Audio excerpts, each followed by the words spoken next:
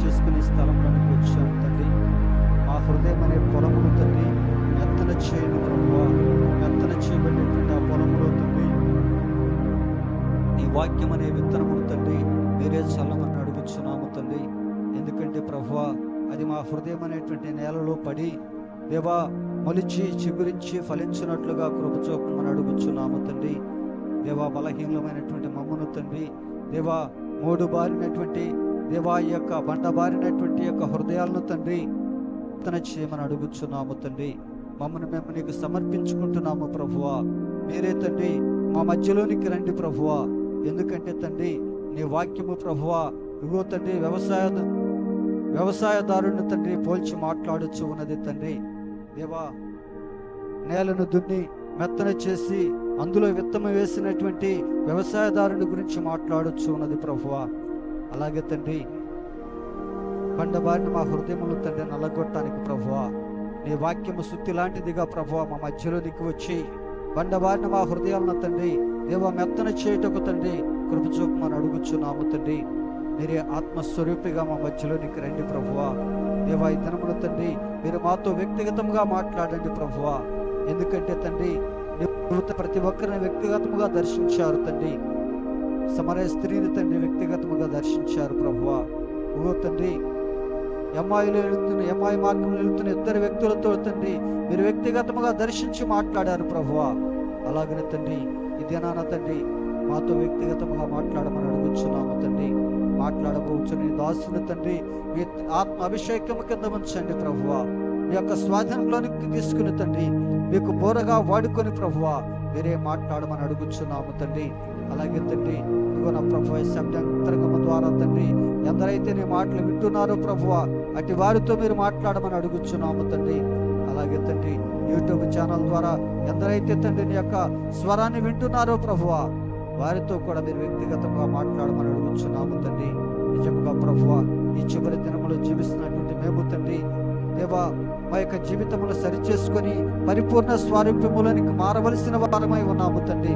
మేము పరిపూర్ణంగా మార్చబడకపోతే ప్రభువా తండ్రి ఈ లోకమును విడిచిన తర్వాత తండ్రి మేము నిత్యత్వంలోనికి ప్రవేశించలేము తండ్రి. శరీరం అనే గుడారంలో ఉండగానే ప్రభువా మమ్మల్ని తండ్రి పరిపూర్ణ స్వారూప్యములోనికి మార్చమని అడుగుచున్నాము తండ్రి. నీ వాక్యము తండ్రి పరిపూర్ణమైనది కనుక నీ వాక్యమును గైకొనేటువంటి మేము కూడా తండ్రి పరిపూర్ణంగా ఉంటకు మీరే కృప చూపండి దేవా.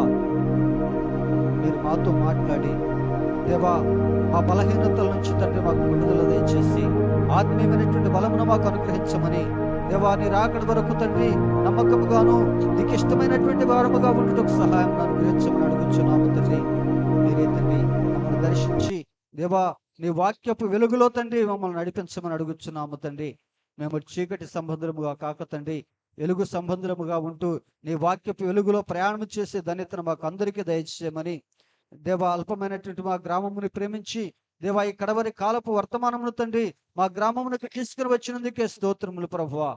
ఆ మాటల ప్రకారముగా తండ్రి దేవా మా జీవితంలో కట్టుకునే ధన్యతను అనుగ్రహించమని నీ రాకడ వరకు తండ్రి దేవా నిన్ను స్తుతిస్తూ మహిమపరుస్తూ అనేకులు ఎదుటి తండ్రి నీ నామమును గొప్ప చేస్తూ ముందుకు సాగిపోయేటువంటి ధన్యతను మాకు అందరికీ దయచేయమని ఈ కూటమును తండ్రి ఆది నుండి అంతం వరకు మీ చిత్తానుసారముగా మహిమకరముగా జరిగించమని మా ప్రభువును రక్షకుడైన యేసుక్రీస్తు అన్ని నామములోనే ప్రార్థించి అడుగుచున్నాము తండ్రి. ఆమేన్. వచ్చింది మనందరం అలాగే లేచి నిలబడి ఉండగా పరిశుద్ధ గ్రంథంలో నుండి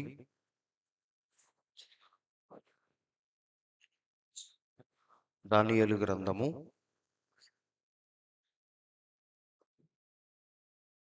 9వ అధ్యాయము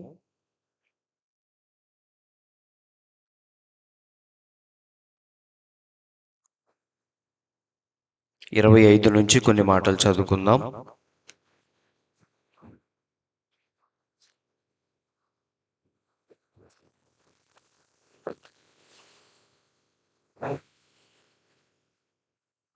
దానియేలు గ్రంథము 9:25 నుంచి. యెరూషలేమును మరలా కట్టించవచ్చునని ఆజ్ఞ బయలుదేరిన సమయము మొదలుకొని అభిషిక్తుడగు అధిపతి వచ్చు వరకు 7 వారములు పట్టునని స్పష్టముగా గ్రహించుము. 62 వారములు తొందరగల సమయములందు పట్టణపు రాచవీధులను కందకములను మరలా కట్టబడును. ఈ 62 వారములు జరిగిన పిమ్మట ఏమీయూ లేకుండా అభిషిక్తుడు నిర్మూలము చేయబడును.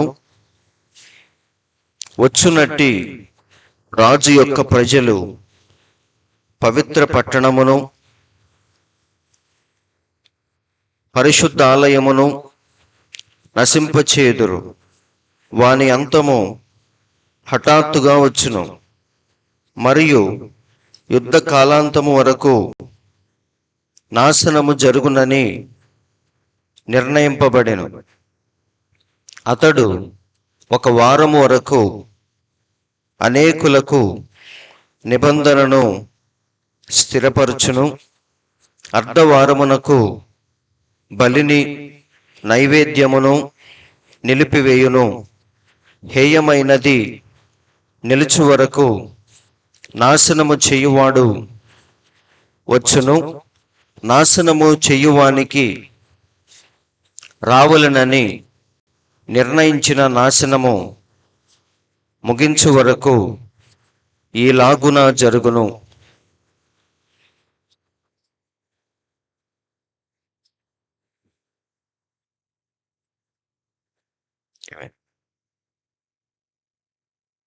చిన్న ప్రార్థన.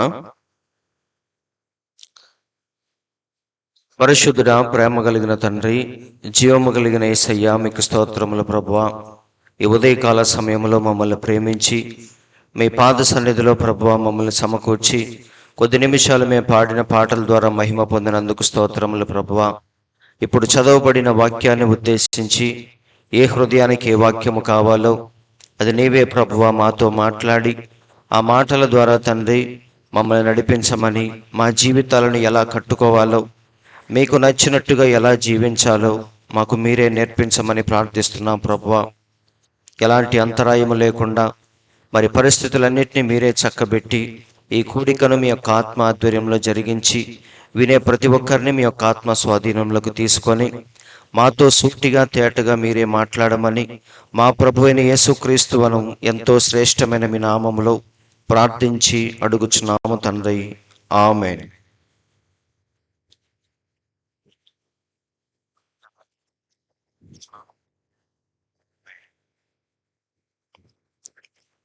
మంచిది. దేవుని పరిశుద్ధ నామానికి స్తోత్రములు. వచ్చిన మీ అందరికీ నా వందనాలు.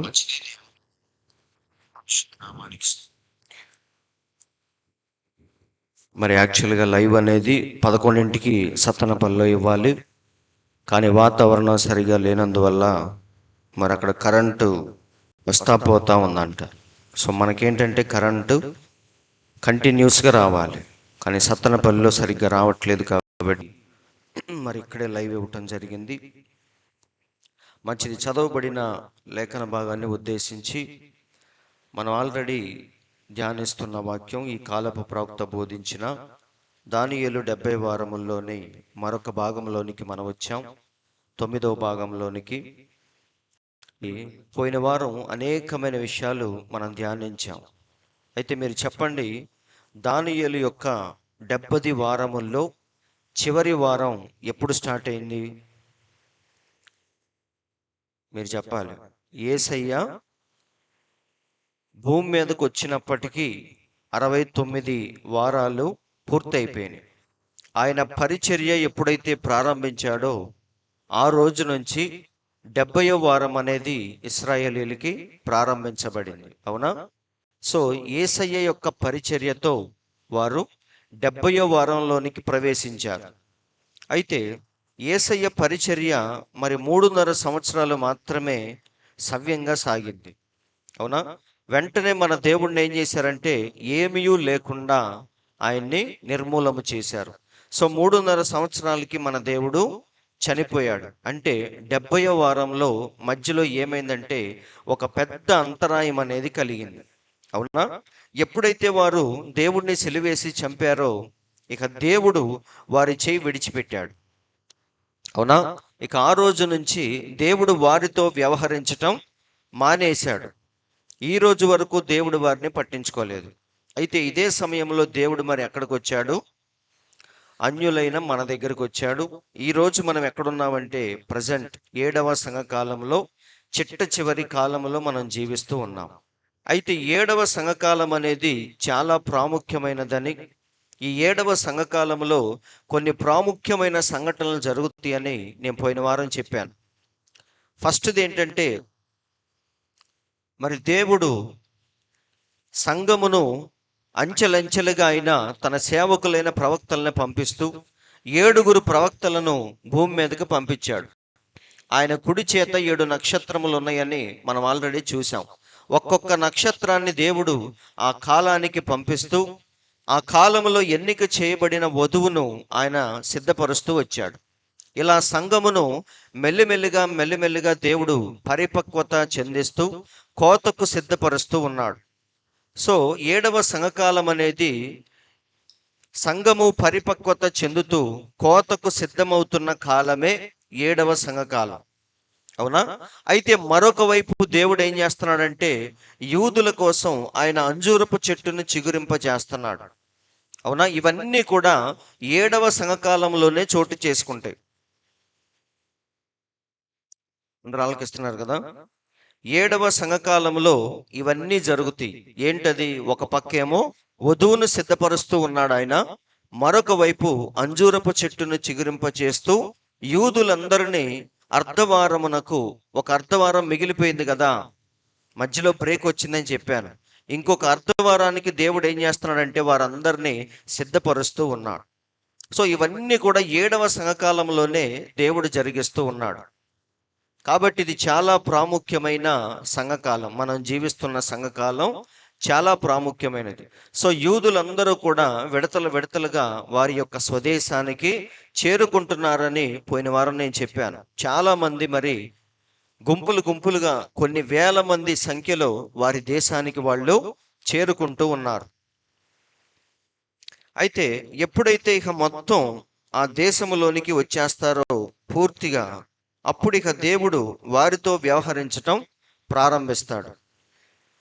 ఆల్రెడీ చెప్పాను. సో వధువును దేవుడు సిద్ధపరుస్తూ వారందరినీ యూదుల దేశంలో, ఇశ్రాయేల్ దేశంలో సమకూరుస్తూ ఉన్నాడు. సో ఫైనల్గా మరి వధువు ఎత్తబాటుకు ముందు జరగవలసిన కార్యాలు ఏంటో పోయిన వారం నేను చెప్పాను ఆల్రెడీ. సో ఫస్ట్ కార్యం ఏంటంటే మర్మములన్నీ కూడా బయలుపరచబడాలి. వధువు ఎత్తబడేదానికి ముందు జరగాల్సిన ప్రాముఖ్యమైన కార్యాలు ఏంటంటే మర్మములన్నీ కూడా బయలుపరచబడాలి.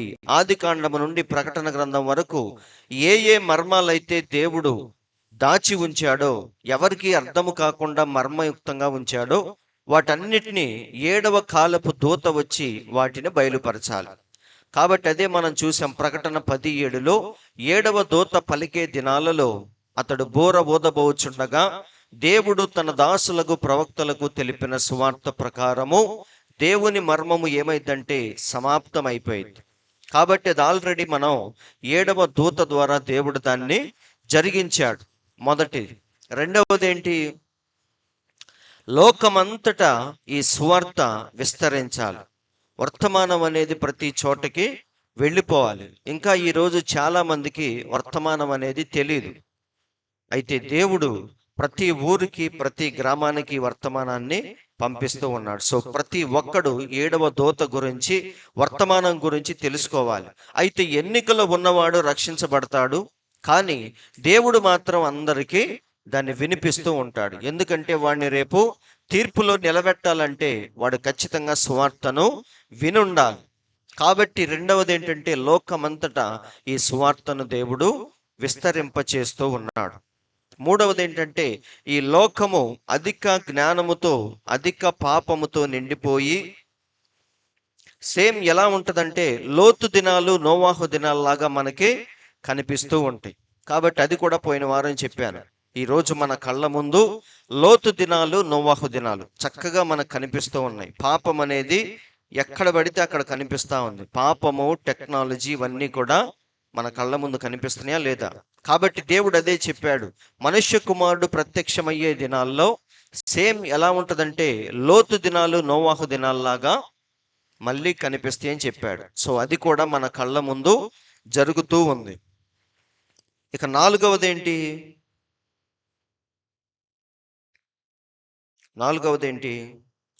మృగము యొక్క ప్రతిమ పూర్తిగా ఏమవ్వాలి? బయలుపడాలి. మృగము యొక్క ముద్ర అంటే ఏంటి? ఆల్రెడీ చెప్పాను. మృగము యొక్క ముద్ర అనగా సంఘముల సమైక్య. అన్ని సంఘాలు కలిస్తే అదే మృగము యొక్క ప్రతిమ. ఆల్రెడీ ఇప్పుడు సంఘాలన్నీ కలిసిపోతూ ఉన్నాయి. అంటే మృగము యొక్క ప్రతిమ అనేది ఆల్రెడీ తయారవుతూ ఉంది. ఒకరోజు పూర్తిగా తయారైపోయి మన ముందుకు వచ్చింది. అయితే ఇక్కడ చూడండి, ప్రకటన 13:8 ఆ మృగము యొక్క ప్రతిమకు ఎవరు నమస్కారము చేస్తారో కూడా దేవుడు ముందే చెప్తున్నాడు. భూనివాసులందరూ అనగా జగదుత్పత్తి మొదలుకొని వధింపబడి ఉన్న గొర్రెపిల్ల యొక్క జీవ గ్రంథమందు ఎవరి పేరు రాయబడలేదో, అంటే ఎవరి పేరైతే జీవ గ్రంథములో ఉన్నదో వారందరూ ఈ మృగము యొక్క ప్రతిమకు నమస్కారము చేస్తారు. నమస్కారం చేయటం అంటే ఏంటి? వారితో సమ్మతించటం, వారితో చేతులు కలపటం. కాబట్టి సంఘముల సమైక్య ఏదైతే ఉందో దాంట్లోనికి ప్రతి ఒక్క విశ్వాసి కానీ పాస్టర్ కానీ చేరిపోతూ ఉంటాడు. వీళ్ళందరూ ఎవరంటే జీవ గ్రంథములో పేర్లు లేనివారు. కానీ జీవ గ్రంథంలో ఎవరి పేర్లు అయితే ఉన్నాయో, మరి ముఖ్యముగా వధువు అని చెప్పుకునే మనం మాత్రం ఆ మృగానికి నమస్కారము చెయ్యము. ఎందుకంటే మీరు గమనించండి, దానియేలు, షడ్రకు, మేషకు, అబేద్నెగో బబులోను దేశంలో ఉన్నప్పుడు రాజుగారు ఏమంటాడంటే ఆ ప్రతిమకు నమస్కారము చేయాలి, లేకపోతే మిమ్మల్ని తీసుకెళ్లి అగ్నిగుండంలో పడేస్తామని చెప్తారు. అప్పుడు అందరూ నమస్కారం చేస్తారు, కానీ ముగ్గురు మాత్రం అడ్డం తిరుగుతారు. అవునా? షడ్రకు, మేషకు, అబేద్నెగో ముగ్గురు మాత్రం మేమెంత మాత్రం నమస్కారము చేయమని చెప్తారు. సేమ్ అలాగే వధువు కూడా ఏం చేసిందంటే ఈ మృగము యొక్క ప్రతిమలో ఎంత మాత్రము కూడా భాగస్థురాలుగా ఉండదు. కానీ మిగతా మత శాఖలన్నీ కూడా, ఆర్గనైజేషన్స్ అన్నీ ఏమవుతాయి అంటే ఆ మృగములో భాగముగా మారిపోతాయి. అందరూ వింటున్నారు కదా? ఎందుకు వధువు మాత్రమే కలవదు అంటే ఆమెకు పరిశుద్ధాత్ముడు తోడుగా ఉన్నాడు. వింటున్నారండి? అందుకే మనం ఆల్రెడీ ఒకసారి చూసాం, అడ్డగించుచున్నవాడు అని తెసలోనికి రాసిన పత్రికలో పౌలు చెప్తాడు. ఆమెను ఎవరు అడ్డగిస్తున్నారంటే పరిశుద్ధాత్ముడు. అవునా? లోకం మరి ఆమె మీద పడకుండా అడ్డగిస్తుంది ఎవరంటే పరిశుద్ధాత్ముడు. అయితే ఒకరోజు దేవుడు రహస్యముగా వచ్చి తన వధువును తీసుకొని వెళ్ళిపోతాడు. వెళ్ళిపోయిన తర్వాత ఈ భూమి మీద నుంచి, అంటే అన్యుల యొద్ద నుంచి ఈ పరిశుద్ధాత్ముడు కూడా ఏమైపోతాడు? వధువు వెళ్ళిపోయిన తర్వాత అన్యుల దగ్గర పరిశుద్ధాత్మను కూడా దేవుడు, అదొక రక్షణ వలయం లాంటిది. అందరూ ఆలోకిస్తున్నారండి? సో వధువును కాపాడుతూ ఉన్న ఆ పరిశుద్ధాత్ముడు కూడా ఏమవుతాడంటే భూమి మీద నుండి తీసివేయబడతాడు. అదే పౌలు చెప్తాడు, అడ్డగించుచున్నవాడు మధ్య నుండి తీసివేయబడతాడు అని. సో ఎప్పుడైతే అలా వధువు ఎత్తబడుతుందో, పరిశుద్ధాత్మ కూడా అన్యుల యొద్ద నుండి తీసివేయబడుతుందో, ఇక వధువు ఎత్తబాటు తర్వాత మరికొన్ని ప్రాముఖ్యమైన విషయాలు ఈ భూమి మీద జరుగుతాయి. అవునా? అవేంటో చూద్దాం. ఎప్పుడైతే వధువు పూర్తిగా ఎత్తబడుతుందో ఇక ఈ భూమి మీద క్రీస్తు విరోధి పూర్తిగా తన్ను తాను బయలుపరుచుకుంటాడు. తెర వెనకాల ఉన్నవాడు ఎక్కడికి వస్తాడు? తెర ముందుకొచ్చి ఇక వాడి ఆగడాలను మళ్ళీ స్టార్ట్ చేస్తాడు. అవునా? క్రీస్తు విరోధి అంటే ఎవరు చెప్పండి? ఎవరు క్రీస్తు విరోధి? క్రీస్తు విరోధి పోప్, మనందరికీ తెలుసు. కాబట్టి అదే పౌలు చెప్తున్నాడు. చూడండి, తెసలోనికి రాసిన పత్రికలో 2వ అధ్యాయము 7వ వచనంలో చెప్తున్నాడు, ధర్మ విరోధ సంబంధమైన మర్మము ఇప్పటికే క్రియ చేయుచున్నది. ఎలా చేస్తుంది? ధర్మ విరోధ సంబంధమైన మర్మము అనగా ధర్మ విరోధి యొక్క ఆత్మ, అంటే అంత్యక్రీస్తు ఆత్మ, క్రీస్తు విరోధి ఆత్మ. అందరు ఆలకిస్తున్నారండి. ఆ క్రీస్తు విరోధి ఆత్మ ఇప్పటికే క్రియ చేయుచున్నది అంటున్నాడు పౌలు. ఎలా చేస్తుంది? అన్ని మత శాఖల్లో ఉండి ఈ రోజు నడిపిస్తుంది ఎవరంటే ఈ క్రీస్తు విరోధి ఆత్మే ప్రతి సంఘములో ఉంది. మత శాఖలన్నిట్లో మనం చూసేది ఏంటిది? ఈరోజు క్రీస్తు విరోధి యొక్క ఆత్మే ఈరోజు మనం మత శాఖల్లో చూస్తున్నాం. పరిశుద్ధాత్మ నడిపింపు కింద ఈరోజు ఎవ్వరూ లేరు. అందరూ ఆలకిస్తున్నారండి. వారి వారి నాయకుడి యొక్క చెప్పు చేతల్లోనే సంఘాలన్నీ కూడా ఈరోజు నడిపించబడుతూ ఉన్నాయి. కాబట్టి క్రీస్తు విరోధి ఆత్మ మత శాఖల్లో ఆల్రెడీ ఇప్పుడు పని చేస్తూ ఉంది.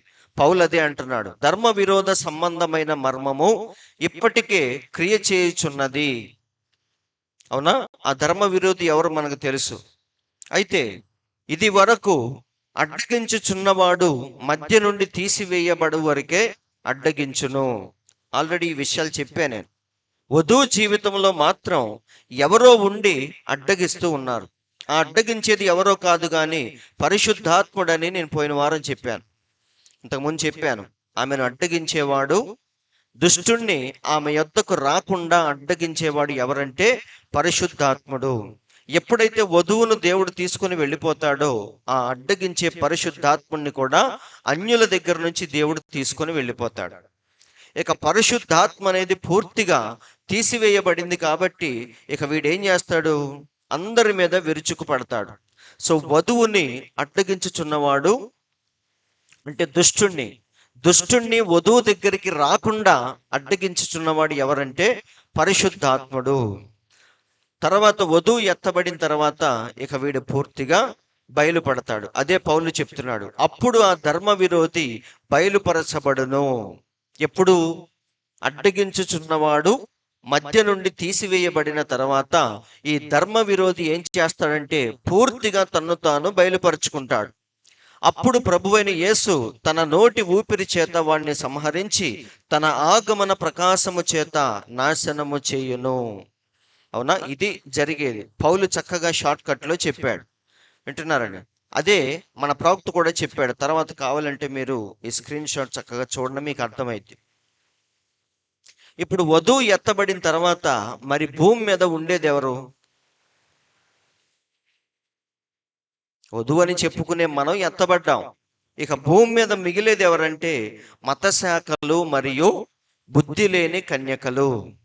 అందరూ ఆలకిస్తున్నారు. మత శాఖలు అంటే వేశ్య పిల్లలు.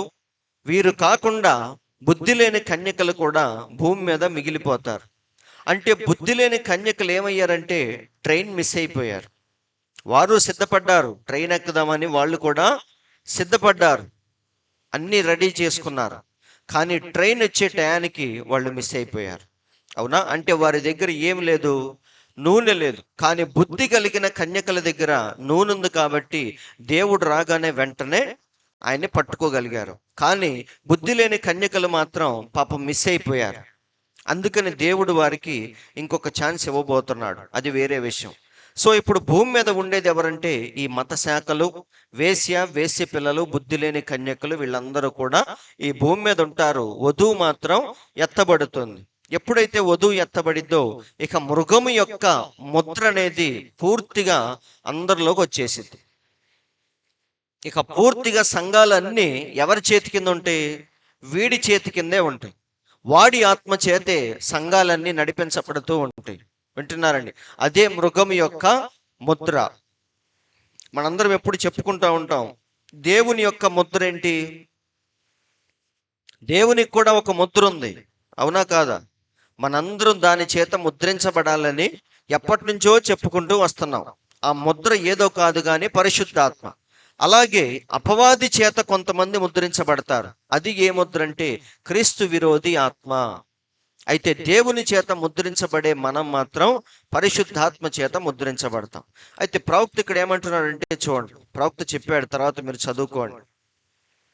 దేవుని పిల్లలు ఎలాగైతే పరిశుద్ధాత్మ చేత ముద్రించబడతారో దెయ్య పిల్లలు కూడా వాడి ఆత్మ చేత ముద్రించబడతారు. అయితే ఏదో ఒక ఆత్మ చేత మనం ముద్రించబడాలి. ఇప్పుడు సపోజ్ నాకు ఏ ముద్ర వద్దు, ఖాళీగా ఉంటాను అంటే కుదరదు. అయితే దేవుని ఆత్మ చేత ముద్రించబడాలి. అది కాకపోతే అపవాది చేత మనం ముద్రించబడాలి. అవునా? ఈ రెండిటిలో ఏదో ఒక ముద్రను మనం కలిగి ఉండాలి. అయితే ప్రవక్త అంటున్నాడు, ఎప్పుడైతే మనం దేవుణ్ణి, సువార్తను, వర్తమానాన్ని తోసేస్తామో ఆటోమేటిక్ గా మనకి ఎవరి ముద్ర ఉన్నట్టు? మృగము యొక్క ముద్ర ఉంటేనే మన వర్తమానాన్ని, దేవుణ్ణి తోసేస్తాం. అందరూ ఆలకిస్తున్నారా? కాబట్టి దేవుని ముద్రను తృణీకరించటం అంటే ఆల్రెడీ అపవాది ముద్రను కలిగి ఉండటమే. వాడి ముద్రను కలిగి ఉంటేనే ఈ ముద్రను మనం తోసేస్తాం. కాబట్టి ఏదో ఒక ముద్రను మనం ఖచ్చితంగా కలిగి ఉండాలని ఇక్కడ ప్రవక్త చక్కగా చెప్తున్నాడు. తర్వాత మీరు చదువుకోండి ఈ స్క్రీన్ షాట్లో. చూడండి ఏమంటున్నాడు. నీకు దేవుని ముద్ర లేదు అంటే దాని అర్థం ఏంటి? మృగము యొక్క ముద్ర చేత ఆల్రెడీ నువ్వు ముద్రించబడ్డావు కాబట్టి దేవుని యొక్క ముద్ర నీకు లేదు. దాన్ని నువ్వు అంగీకరించట్లేదు. ఎందుకంటే ఆల్రెడీ నీకు వేరొక ముద్ర ఉంది అంటున్నాడు ప్రవక్త. కాబట్టి ఇక్కడ చూడండి, ప్రకటన 13:16. కాగా కొద్దివారు కానీ, గొప్పవారు కానీ, ధనికులు కానీ, దరిద్రులు కానీ, స్వతంత్రులు కానీ, దాసులు కానీ అందరూ తమ కుడి చేతి మీదనైనను తమ నొసటి అందైనను ముద్ర వేయించుకొనున్నట్లు ఆ ముద్ర అనగా మృగము పేరైనను దాని పేరిట సంఖ్య అయినను గలవాడు తప్ప క్రయ విక్రయములు చేయుటకు మరి ఎవనికిని అధికారము లేకుండానట్లును అది వారిని బలవంతము చేయుచున్నది. సో ఫైనల్గా ఎక్కడ దాకా వెళ్తామంటే, ఆ మృగము యొక్క ముద్ర నీకు గనక లేకపోతే కనీసం నువ్వు బయటికి వెళ్ళి ఏమి కొనాలన్నా, అమ్మాలన్నా నీకు పర్మిషన్ ఉండదు. నువ్వు ఇల్లు కట్టుకోవాలన్నా, అంటే మనకిప్పుడు ఆధార్ కార్డు అనేది ఎంత ప్రాముఖ్యమైనదో రేపు మృగము యొక్క ముద్ర వాడికి అంత ప్రాముఖ్యమైనది. అది లేకపోతే మనం బయటికి వెళ్ళి ఏమీ చేయలేము. సో గవర్నమెంట్ అనేది మెల్లిమెల్లిగా అలా మారిపోయి వాడి హస్తగతాల్లోకి అందరూ వెళ్ళిపోతారు. క్రీస్తు విరోధి యొక్క చేతిలోకి వెళ్ళిపోతారు. ఇదంతా ఎప్పుడు వధువు ఎత్తబడిన తర్వాత జరిగే ప్రాముఖ్యమైన కార్యాలు. కాబట్టి ఇప్పుడు ఫైనల్గా ఇక ప్రపంచములో ఉన్న చర్చీలు, సంఘాలన్నీ కూడా వాడి హస్తగతాల్లోకి వెళ్ళిపోతాయి. అప్పుడు ఇక ఒకే ఒక్క నాయకుడు, ఒకే ఒక్క చట్టం, ఒకే ఒక్క సంఘం ఈ ప్రపంచంలో ఉంటుంది. వింటున్నారు? ఇక అన్ని చర్చీలు వాడి చెప్పినట్టే ఫాలో అవ్వాలి. సంఘ క్రమం కానీ, అక్కడ జరిగించే ఆరాధనలు కానీ అన్నీ కూడా వాళ్ళు చెప్పినట్టుగానే చెయ్యాలి. నీ సొంతగా ఒక చర్చి కట్టుకుంటానంటే కుదరదు. అందరు ఆలకిస్తున్నారండి. కానీ ఇప్పుడు మాత్రం మనం చూస్తే వీధికి ఓ పాస్టర్ ఉన్నాడు, వీధికి ఓ చర్చి ఉంది. కానీ ఆ రోజు ఒకే ఒక్క చర్చి ఉంటుంది, ఒకే ఒక్క బాస్ ఉంటాడు, ఒకే ఒక్క చట్టం కూడా ఉంటుంది. సో అన్నిటినీ తన చేతుల్లోకి, అదుపులోకి తీసుకుంటాడు ఈ క్రీస్తు విరోధి. ఇదంతా ఎప్పుడు అంటే వధువు ఎత్తబడిన తరువాత. కాబట్టి ఇప్పుడు ఎవరికి ప్రాబ్లం మీరు చెప్పండి? ఇలా అన్ని వాడి చేతిలోకి వెళ్ళటం ద్వారా కష్టాలు పడేది ఎవరు అంటే ఎవరు? వాడి పిల్లలు కాదు. వేశ్య పిల్లలు బాగానే ఉంటారు. కానీ ఇక్కడ ఇరుకున పడేది ఎవరంటే బుద్ధి లేని కన్యకలు. ఎందుకంటే వారికి ఆ క్రమాలు అవన్నీ నచ్చవు. కానీ యేసయ్య వచ్చినప్పుడు పాపం మిస్ అయిపోయారు. వాళ్ళు నూనె లేకపోవటం వల్ల రాకడ మిస్ అయిపోయారు. పెండ్లి కుమారుడు వచ్చి వెళ్ళిపోయాడు. ఇప్పుడు వాళ్ళ పరిస్థితి ఏంటంటే రాకడా మిస్ అయిపోయింది, ఇటు వీళ్ళు చెప్పినట్టు కూడా వినలేరు. కాబట్టి వాళ్ళకి కష్టాలు, కన్నీళ్లు, శ్రమల కాలం అనేది వారికి. అయితే వాడితో ఏకీభవించే వాళ్ళకి శ్రమలు, కష్టాలు ఉండవు. అంతే కదా? నీ కాళ్ళు పట్టుకుంటానంటే ఎవడు మాత్రం ఏం చేస్తాడు? వదిలేస్తాడు. కానీ వీళ్ళు ఏం చేస్తారంటే అటు వారితోనూ కలవలేరు, ఇటు ఎత్తబాటులో కూడా మిస్ అయిపోయారు. కాబట్టి వారికి ఎక్కడా లేని బాధలు, కష్టాలు అనేవి ఒకేసారి వస్తాయి. ఇప్పుడు ఈ బాధలు, కష్టాలు కూడా ఎవరైతే భరించి వారి విశ్వాస జీవితాన్ని కాపాడుకుంటారో అప్పుడు దేవుడు వారిని మాత్రమే రెండవ పునరుద్ధానములో మళ్ళీ వారికి పరలోకాన్ని ఇవ్వబోతున్నాడు. వధువు ఆల్రెడీ రిజర్వేషన్ చేయించుకుందామే, ఆమెకు దేని దిగులు లేదండి. శ్రమల కాలం వచ్చేదానికి ముందే దేవుడు వధువును తీసుకొని వెళ్ళిపోతాడు. కానీ వీరు మాత్రం శ్రమల ద్వారా ఎన్నో కష్టాలు పడి హతసాక్షులుగా చనిపోయి అప్పుడు రెండవ పునరుద్ధానములో పరలోకాన్ని పొందుకుంటారు. కాబట్టి ఇక్కడ సమస్య, కష్టాలు ఎవరికి కంటే బుద్ధి లేని కన్యకలకే. ఎందుకంటే మిగతా వాళ్ళందరూ కూడా వారితో చేతులు కలిపేస్తారు. సరేనా? కాబట్టి ఇప్పుడు 21వ వచనంలో మరొక భాగంలోనికి మనం వెళదాం. ఈ 62 వారములు జరిగిన పిమ్మట ఏమీ లేకుండా అభిషిక్తుడు నిర్మూలము చేయబడును. ఇక్కడ వరకు మనం ఆల్రెడీ ముగించేసుకున్నాం. ఈ పాయింట్ వరకు ఇక్కడి నుంచి మనం చూద్దాం. వచ్చునట్టి రాజు యొక్క ప్రజలు పవిత్ర పట్టణమును పరిశుద్ధ ఆలయమును నశింపచేయుదురు. ఎవరంట? వచ్చునట్టి రాజు. ఎవరు ఈ వచ్చునట్టి రాజు అంటే? రాబోయే రాజు, రాబోతున్న రాజు పవిత్ర పట్టణమును పరిశుద్ధ ఆలయమును పూర్తిగా నాశనం చేస్తాడు అని ఉంది. సో ఎవరు ఈ వచ్చునట్టి రాజు అంటే మన ప్రవక్త చక్కగా చెప్తున్నాడు. చివరి రాజ్యము ఏదైతే ఉందో, దానియేలు చూసిన ప్రతిమలో చివరి రాజ్యం ఏదంటే రోమా సామ్రాజ్యం. రోమీయులు ఈ ప్రపంచాన్ని మళ్ళీ స్వాధీనం చేసుకుంటారు. సో రోమ్ నుంచి వచ్చే రాజే ఇక్కడ మనం చూసిన రాజు. సో మీరు గమనించండి, యేసయ్య చనిపోయిన తర్వాత యెరూషలేమును సొలొమోను దేవాలయాన్ని నాశనము చేసిన వాడు ఎవరు? క్రీస్తు శకం 70లో ఒక ఆయన వచ్చి పూర్తిగా దాన్ని నాశనం చేశాడు. ఆయన ఎవరంటే టైటస్, మనందరికీ తెలుసు. సో వచ్చునట్టి రాజు అనగా ఆ కాలములో టైటస్. మరి ఈ కాలములో ఎవరు? మళ్ళీ రోమ్ నుంచి వచ్చేవాడే. సరేనా? ఆ రోజు రోమ్ నుంచి వచ్చిన టైటస్ అన్నిటినీ నాశనం చేశాడు.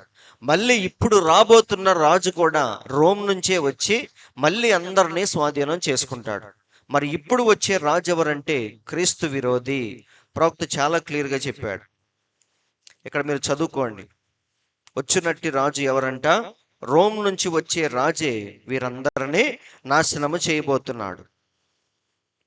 ఇక్కడ చూడండి, ప్రవక్త చెప్పింది. మరియు అర్ధవారములో అంటే వారమునకు మధ్య, ఈ యొక్క యూదుల వారపు మధ్యలో చూసారా, ఈ 3.5 సంవత్సరములు క్రీస్తు విరోధి అధిపతి అంటే రానున్న అధిపతి మరియు అతను రోమ్ నుండి వచ్చునని గుర్తుంచుకొనుడి. ఎక్కడి నుంచి వస్తాడు? వచ్చునట్టి రాజు అనగా రోమ్ నుంచి వచ్చే అధిపతి రాజు ఇవన్నీ జరిగిస్తాడు, నాశనాన్ని. రాబోవు అధిపతి అతను ఏమై ఉన్నాడు? ఒక పోపు, రోమన్ క్యాథలిక్కుల మత గురువు. జనుల మధ్య ఒక అధిపతి రానున్నాడు. వింటున్నారండి? కాబట్టి వచ్చునట్టి రాజు అనగా రోమ్ నుంచి వచ్చే రాజు. ఇక్కడ చూడండి, వచ్చునట్టి రాజు యొక్క ప్రజలు పవిత్ర పట్టణమును పరిశుద్ధాలయమును నశింపచేయుదురు. ఇక్కడ చూడండి, పవిత్ర పట్టణం అంటే ఏది? యెరూషలేమే కదా, అవునా కాదా? దేవునికి పవిత్రమైన పట్టణం యెరూషలేమే ఎప్పుడైనా సరే. వాని అంతము హఠాత్తుగా వచ్చును అని రాయబడింది. అంటే ఎవరి అంతం ఇక్కడ? ఈ లేఖనాన్ని మరి అర్థం కాకపోతే మనకి పిచ్చెక్కిపోతుంది. ఎందుకంటే ఇక్కడ అలా రాయబడింది. వచ్చునట్టి రాజు యొక్క ప్రజలు పవిత్ర పట్టణమును పరిశుద్ధాలయమును నశింపచేయుదురు. కాబట్టి ఆల్రెడీ టైటస్ వచ్చి వాటిని నాశనం చేయటం మనం చూసాం. తర్వాత మళ్ళీ క్రీస్తు విరోధి వచ్చి అందరినీ నాశనము చేస్తాడు. సరేనా? వాని అంతము హఠాత్తుగా వచ్చును. ఎవని అంతము? వాని అంతము అంటే ఒక మనిషి యొక్క అంతం కాదు, పరిశుద్ధ పట్టణము యొక్క అంతము. అవునా? వాని అంతము అంటే అదేదో ఒక మనిషి గురించి చెప్పింది కాదు. అదేంటిదంటే పరిశుద్ధ పట్టణము యొక్క అంతము హఠాత్తుగా వచ్చును అని తెలుగులో రాయబడింది. అందరూ ఆలకిస్తున్నారండి. కానీ ఇంగ్లీష్లో మీరు చూస్తే ఇక్కడ చూడండి, and the end thereof shall be with a flood అంటే దాని అర్థం ఏంటి?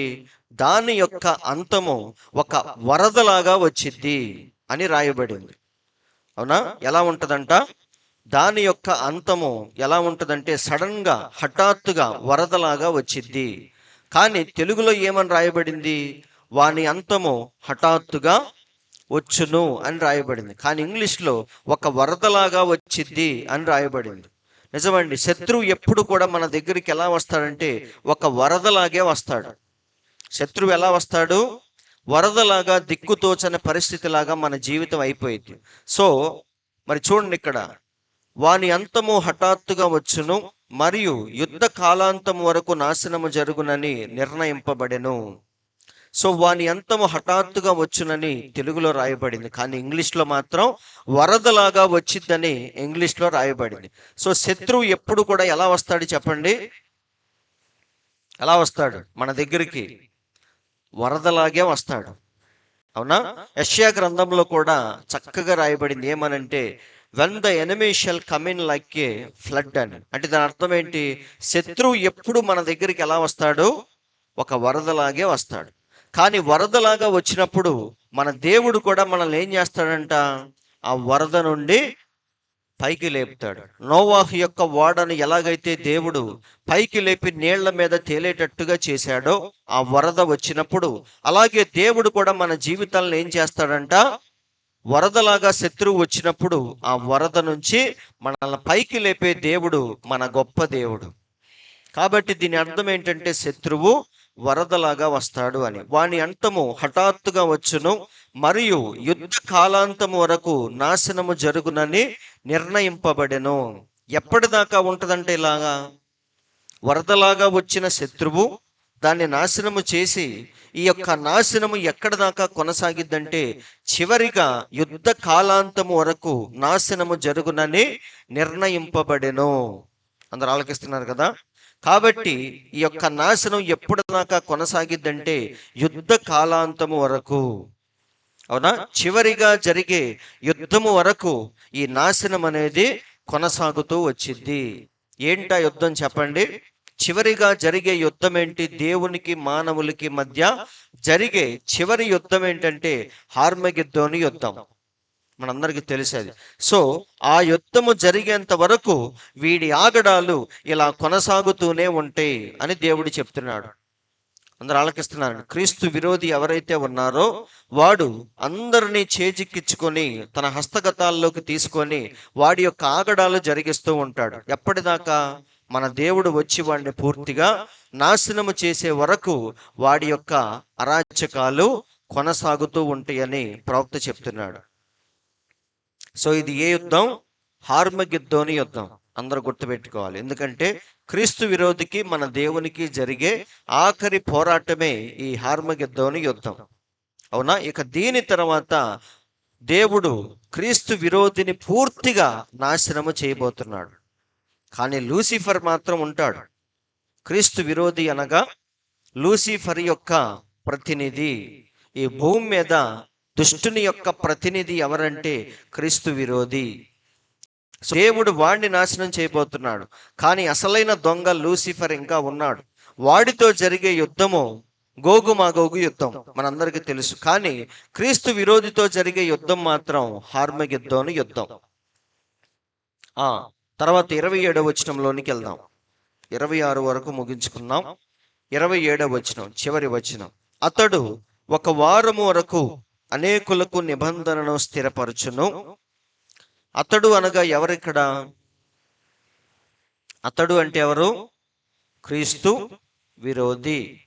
అతడు ఒక వారము వరకు అనేకులకు నిబంధనను స్థిరపరచును. అందరు ఆలకిస్తున్నారండి.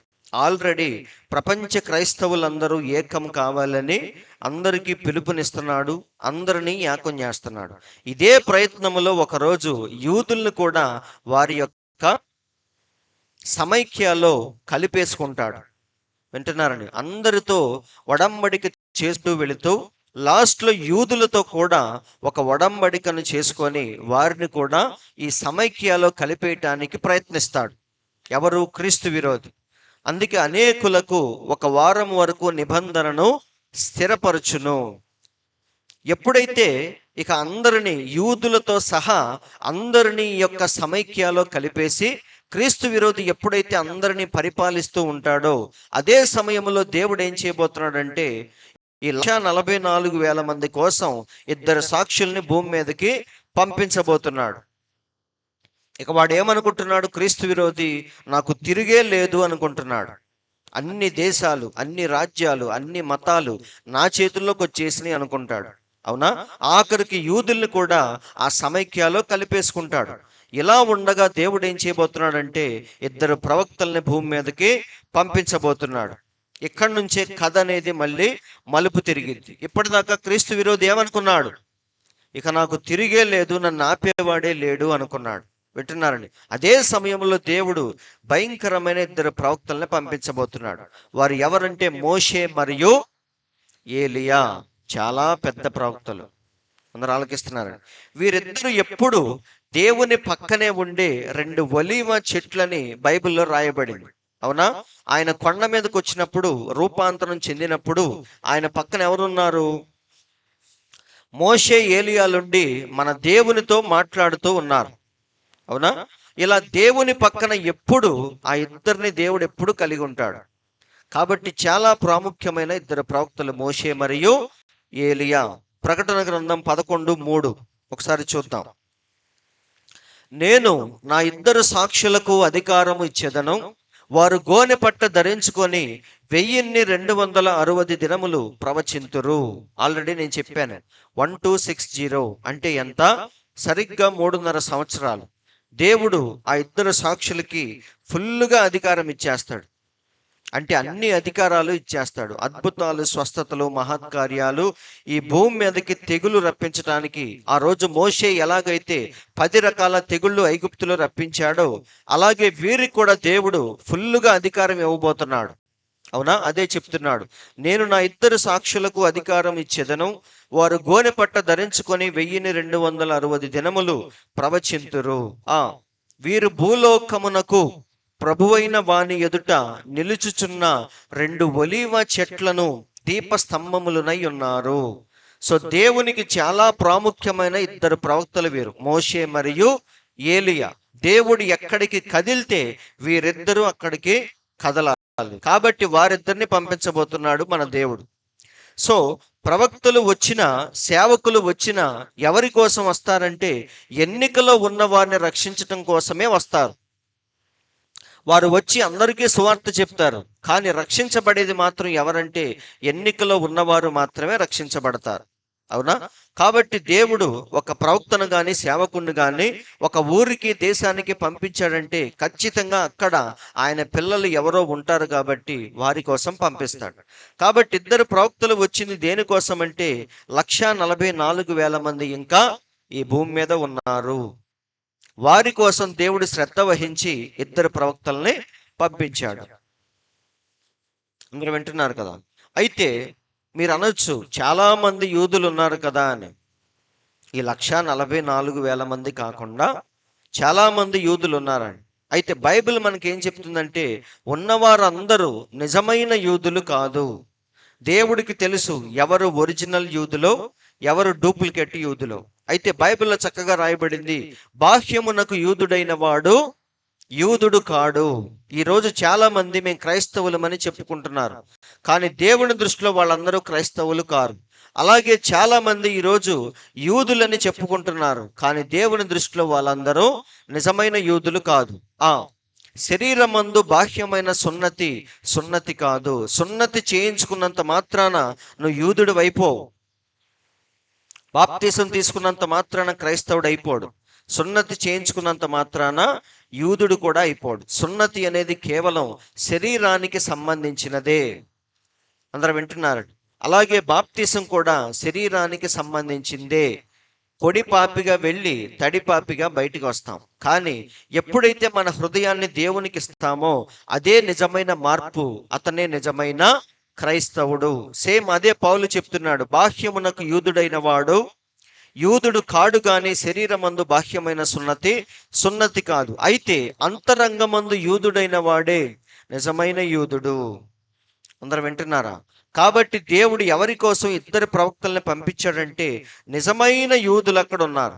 వాళ్ళు ఎవరంటే 144,000 మంది. మిగతా వాళ్ళందరూ యూదులే, కానీ వారు డూప్లికేట్ యూదులు. అందరూ వింటున్నారా? ఇప్పుడు దేవుడు వచ్చింది ఎవరి కోసం?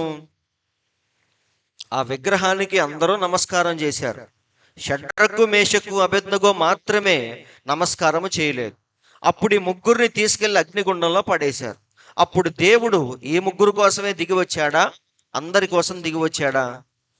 ఈ ముగ్గురు కోసమే దిగి వచ్చాడు. అవునా? దానియేలుని తీసుకెళ్లి సింహాల బోనులో వేస్తే దేవుడు దానియేలు కోసం దిగి వచ్చాడు. కాబట్టి ఇలా దేవుడి ఇద్దరు ప్రవక్తల్ని పంపించింది ఎవరి కోసం అంటే ఎన్నికలో ఉన్న వారిని రక్షించటం కోసం మాత్రమే.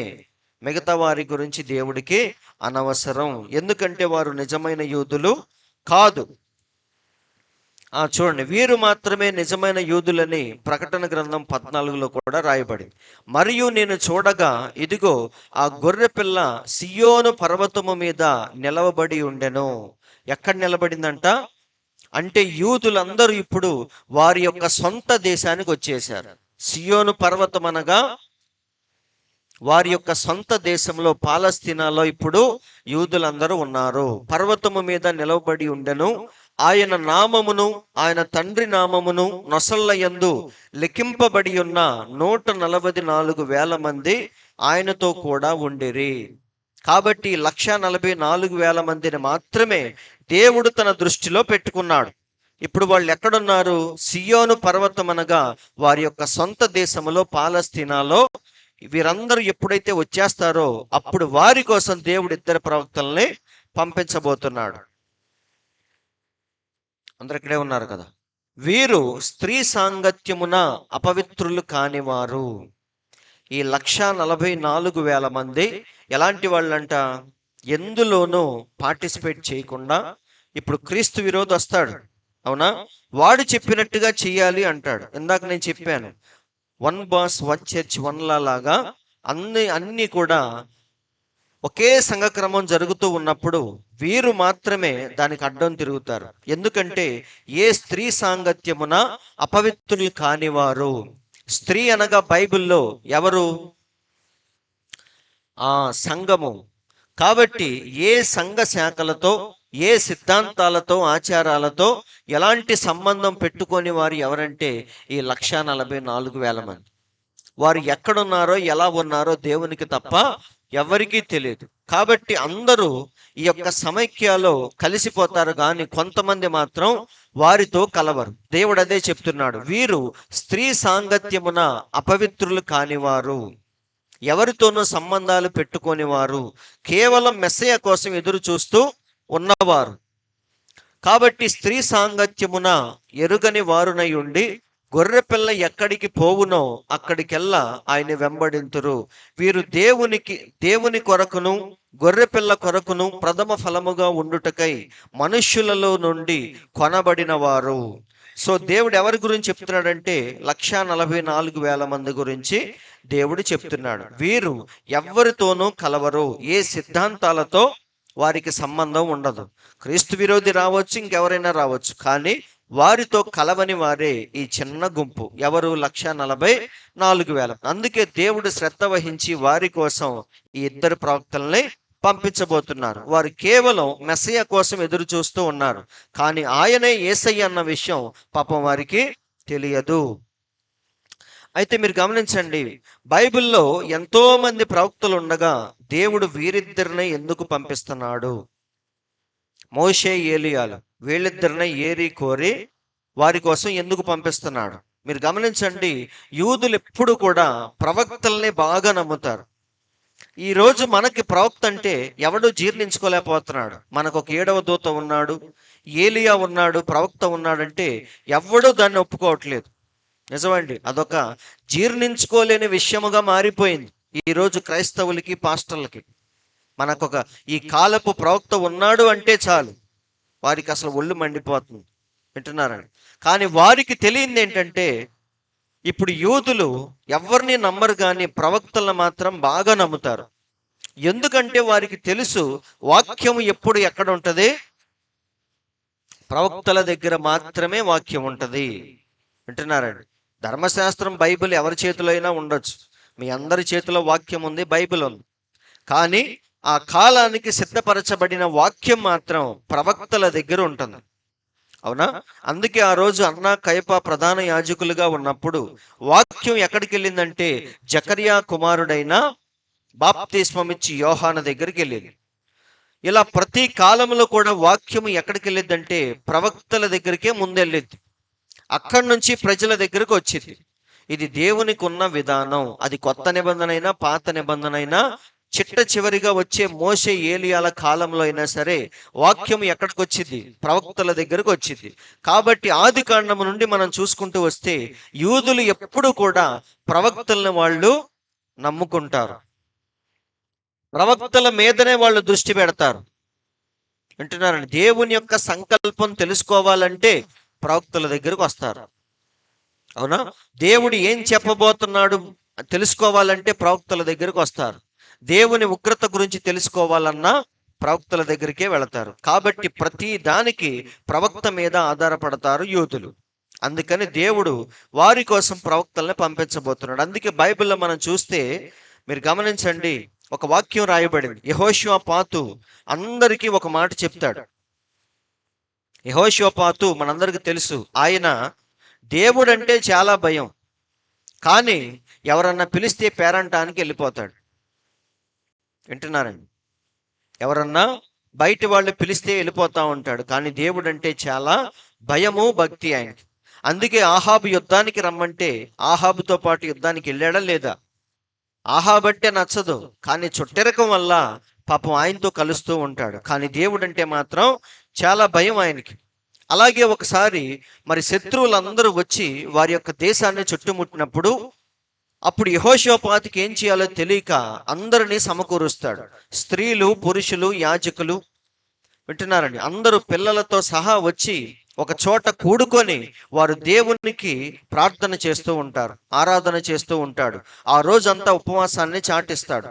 సో ఇశ్రాయేలీ జనాంగం అంతా కూడా అక్కడికి వచ్చి దేవునికి బలులు అర్పిస్తూ మరి ప్రార్థన చేస్తూ ఉన్నప్పుడు అప్పుడు యెహోషువపాతు ప్రార్థన చేస్తాడు, ప్రభువా ఇప్పుడు మా పరిస్థితి ఏంటి?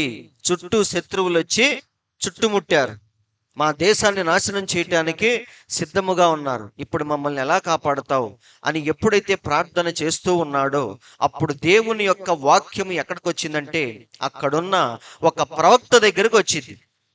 ఇప్పుడు ప్రార్థన చేస్తుంది ఎవరు? యెహోషువపాతు. కానీ దేవుడు ఆయనతో మాట్లాడట్లేదు. ఎవరితో మాట్లాడుతున్నాడంటే ప్రవక్త ద్వారా మాట్లాడుతున్నాడు. హజజియేల్ అని ఒక ఆయన ఉంటాడు అక్కడ. ఆయనతో దేవుడు మాట్లాడి ఆయన ద్వారా తన యొక్క ప్లాన్ ఏంటో చెప్తున్నాడు. మీరేమి భయపడాల్సిన పని లేదు, రేపు యుద్ధము చేసేది మీరు కాదు, మీ పక్షమున ఉన్న యెహోవానే యుద్ధం చేయబోతున్నాడు, మీరేమి కంగారు పడద్దు అని చెప్తాడు. అప్పుడు పొద్దున్నే లేచి ఇక యుద్ధానికి వెళ్ళేటప్పుడు యెహోషువపాతు ఈ మాట చెప్తున్నాడు. చదవండి. అంతటా వారు ఉదయమునే లేచి తెకోవా అరణ్యమునకు పోయిరి. వారు పోవుచుండగా యెహోషువపాతు నిలబడి ఏమంటున్నాడు? అందరికీ చెప్తున్నాడు, మరొక్కసారి గుర్తు చేస్తున్నాడు. వారందరికీ తెలుసు, కానీ యెహోషువపాతు మళ్ళీ వారికి గుర్తు చేస్తున్నాడు. ఏమని? యూదా వారలారా, యెరూషలేము కాపురస్తులారా, నా మాట వినుడి, మీ దేవుడైన యెహోవాను నమ్ముకొనుడి, అప్పుడు మీరు స్థిరపరచబడుదురు. ఆయన ప్రవక్తలను నమ్ముకొనుడి, అప్పుడు మీరు కృతార్థులగుదురు. ఎంత చక్కని మాట చూడండి. మీరు ముందు యెహోవాను నమ్ముకొనుడి, అప్పుడు మీరు స్థిరపరచబడతారు. అయితే ఆయన ప్రవక్తలను ఎప్పుడైతే నమ్ముకుంటారో మీరు ఏమవుతారు? కృతార్థులవుతారు అని యెహోషువపాతు మళ్ళీ ఎలుగెత్తి తన ప్రజలందరికీ చాటిస్తాడు. కాబట్టి యూదులందరూ ఎవరిని నమ్మనంతగా ప్రవక్తలను నమ్ముతారు. అందరూ వింటున్నారండి? అంతేకాదు ఆమోసు 3:7 ఏమని ఉంది? ప్రవక్తలకు చెప్పకుండా బయలుపరచకుండా ప్రభు అయిన యెహోవా ఏమీ చేయడు. కాబట్టి లేఖనాలన్నీ వారికి బాగా గుర్తు. వారి హృదయంలో ఈ లేఖనాలన్నీ ఉన్నాయి కాబట్టి అనాది కాలము నుండి వారి దృష్టి ప్రవక్తల మీదే పెడతారు. అంటే దేవుని సంకల్పం ప్రవక్తల ద్వారానే బయటకు వస్తుంది, దాన్ని వాళ్ళు బాగా నమ్ముతారు. కానీ అన్యులైన మనం మాత్రం ప్రవక్తున్నాడు అనగానే మనం జీర్ణించుకోలేకపోతున్నాం. వింటున్నారండి? నిజమే, ప్రవక్తలు లేడు అనుకుందాం కాసేపు. ఇప్పుడు ఎవరిది నమ్మాలి మనం? నేను బాగా చదువుకొని నేను ఒక మాట చెప్తాను, నాకంటే బాగా చదువుకున్నాడు వచ్చి ఇంకో మాట చెప్తాడు. ఇప్పుడు మీ దృష్టి ఎవరి మీద పెట్టాలి? అందరూ ఆలకిస్తున్నారా? ఇప్పుడు ఈయన బాగా చదువుకున్నాడని నేను చెప్పింది నమ్ముతారు. 4 రోజుల తర్వాత ఇంకొక ఆయన అమెరికా నుంచి వచ్చి ఆయన ఏదో చెప్తాడు. నేను 3 దేవుళ్ళని చెప్తా, ఆయన వచ్చి ఒక్క దేవుడు అని చెప్తాడు. ఇప్పుడు మీరు దేన్ని నమ్ముతారు? మీ అభిప్రాయాలు మారిపోతా ఉంటాయి. అందరూ ఆలకిస్తున్నారండి. కాబట్టి సహోదరులారా, దేవుని యొక్క వాక్యము ఇలా ఇష్టం వచ్చినట్టుగా ఒక ఆయన ఇలా చెప్పి ఇప్పుడు ఎలా తయారయ్యారంటే, ఏ బాప్తిసం అయినా కరెక్టే, ప్రభురాత్రి భోజనం ఎప్పుడైనా తీసుకోవచ్చు, కాబట్టి భక్తి అనేది ఇష్టం వచ్చినట్టుగా చేయొచ్చు అన్నట్టుగా మారిపోయింది. ఇప్పుడు ఒక ఖచ్చితమైన మాట చెప్పేవాడు, ఒక ఖచ్చితమైన మార్గాన్ని చూపించేవాడు ఇప్పుడు ఎవరూ లేరు. అందుకే మనకు ఎవరు కావాలంటే ప్రవక్తలు కావాలి. ఎందుకంటే దేవుని సంకల్పాన్ని సరిగ్గా మనకు బయలుపరిచేవాడు ప్రవక్త మాత్రమే.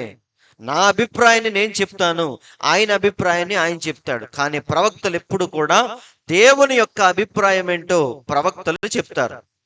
కాబట్టి ఖచ్చితంగా ప్రతి కాలంలో దేవుడు తనకంటూ కొంతమంది ప్రవక్తలను కలిగి ఉన్నాడు. పరిస్థితిని బట్టి వారిని భూమికి పంపిస్తూ ఉంటాడు. ఈ చివరి కాలంలో కూడా దేవుడు 7వ కాలపు దూతను, ప్రవక్తను పంపించాడా లేదా? పంపించాడు. ఆయన ద్వారా వచ్చినదే నిజమైన వర్తమానం. ఆయన మాత్రమే మనల్ని పరిశుద్ధాత్మ యొద్దకు నడిపించగలడు. కాబట్టి వీరు అన్యులు అంటే యూదులు ప్రవక్తలను బాగా నమ్ముతారు. కాబట్టి దేవుడు ఎవరిని పంపించాడు? మోషే, ఏలియా అనే 2 పెద్ద ప్రవక్తలను పంపించాడు. సో వీరిలో ఫస్ట్ ప్రవక్త ఎవరు? మోషే. ఎందుకు మోషేనే పంపించాడు దేవుడు అంటే, వారికి ధర్మశాస్త్రాన్ని ఇచ్చింది ఎవరు? అసలు ఈరోజు వాళ్ళు ఫాలో అయ్యే ధర్మశాస్త్రం ఇచ్చిందే మోషే. కాబట్టి మోషేకి ఇచ్చినంత ప్రాముఖ్యత వాళ్ళు ఎవరికి ఇవ్వరు. అవునా? కాబట్టి ఈ రోజు వరకు మోషే ఇచ్చిన ధర్మశాస్త్రాన్ని వాళ్ళు తూచా తప్పకుండా పాటిస్తూ ఉంటారు. 10 ఆజ్ఞలు ఇచ్చింది ఎవరు? మోషేనేనా 10 ఆజ్ఞలు ఇచ్చింది? ఆ 10 ఆజ్ఞలు అంటే వారికి ఎంత, వారికి ఆ 10 ఆజ్ఞలు అంటే ప్రాణంతో సమానం ఈ రోజు వరకు. కాబట్టి అందుకే దేవుడు ఎవరిని పంపిస్తున్నాడంటే మోషేను పంపిస్తున్నాడు.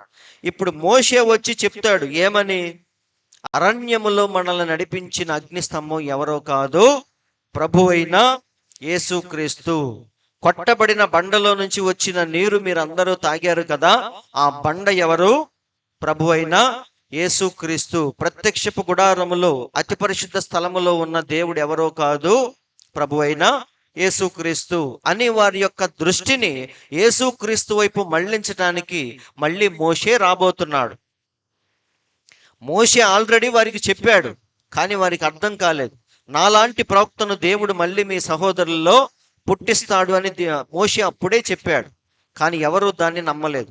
అందుకే ఈసారి మళ్ళీ మోషే వచ్చి వారిని ఒక మొట్టిగా వేసి చెప్తాడు ఏమని? మీరు ఎదురు చూస్తున్న మెస్సయ్య ఎవరో కాదు, ప్రభు అయిన యేసుక్రీస్తే. వింటున్నారండి? అనాది కాలము నుండి మన పితరులందరినీ నడిపించిన దేవుడు ఆయనే ఒకరోజు శరీరాన్ని ధరించి భూమి మీదకి వచ్చాడు. కానీ మీరు గుర్తుపట్టకుండా ఆయన్ని సిలువేసి చంపారు అని చెప్పటానికి మోషే రాబోతున్నాడు. అందరూ ఆలకిస్తున్నారండి. అందుకే యేసయ్య భూమి మీద ఉన్నప్పుడు వారితో ఏమంటాడు చెప్పండి? శాస్త్రులు, పరిసయ్యులు, సద్దూకయ్యులతో ఒక మాట చెప్తాడు, మీరెందుకు నన్ను నమ్మట్లేదు? ఒక్కసారి మీ లేఖనాలను పరిశీలించండి. మోషే నా గురించి రాశాడా లేదా? మీరు నన్ను నమ్మాలంటే ముందు మోషేను నమ్మాలి అంటాడు. ఎందుకంటే మోషే నా గురించి రాశాడు. ఒకసారి చదవండి, యోహాను సువార్త 5:45. మీరు ఆశ్రయించుచున్న మోషే మీ మీద నేరము మోపును, ఎందుకంటే అతడు నన్ను గురించి రాసెను గనుక మీరు మోషేను నమ్మినట్టయినా నన్నును నమ్ముదురు. మీరు నిజంగా మోషేను నమ్మితే నన్ను నమ్ముతారు, ఎందుకంటే మోషే నా గురించి రాశాడు. మీరు అతని లేఖనములను నమ్మని ఎడల నా మాటలు ఎలాగూ నమ్ముదురు. కాబట్టి మోషేనే నమ్మకపోతే ఇంకా నన్నేం నమ్ముతారు అంటున్నాడు. కాబట్టి అందుకే దేవుడు పర్టికులర్గా మోషేను పంపించబోతున్నాడు. ఇప్పుడు మోషే వచ్చి ఈ ధర్మశాస్త్రానికి అసలైన రూపం ప్రభు అయిన యేసుక్రీస్తు అని చెప్పటానికి రాబోతున్నాడు. అప్పుడు వారి దృష్టి ఏమైంది? ఓహో, మా మెస్సయ్య ఎవరో కాదు, ప్రభు అయిన యేసుక్రీస్తే అని అప్పుడు వారు గ్రహిస్తారు. వింటున్నారు? అందుకే దేవుడు పర్టికులర్గా మోషేను పంపించబోతున్నాడు. మరి ఏలియా దేనికి?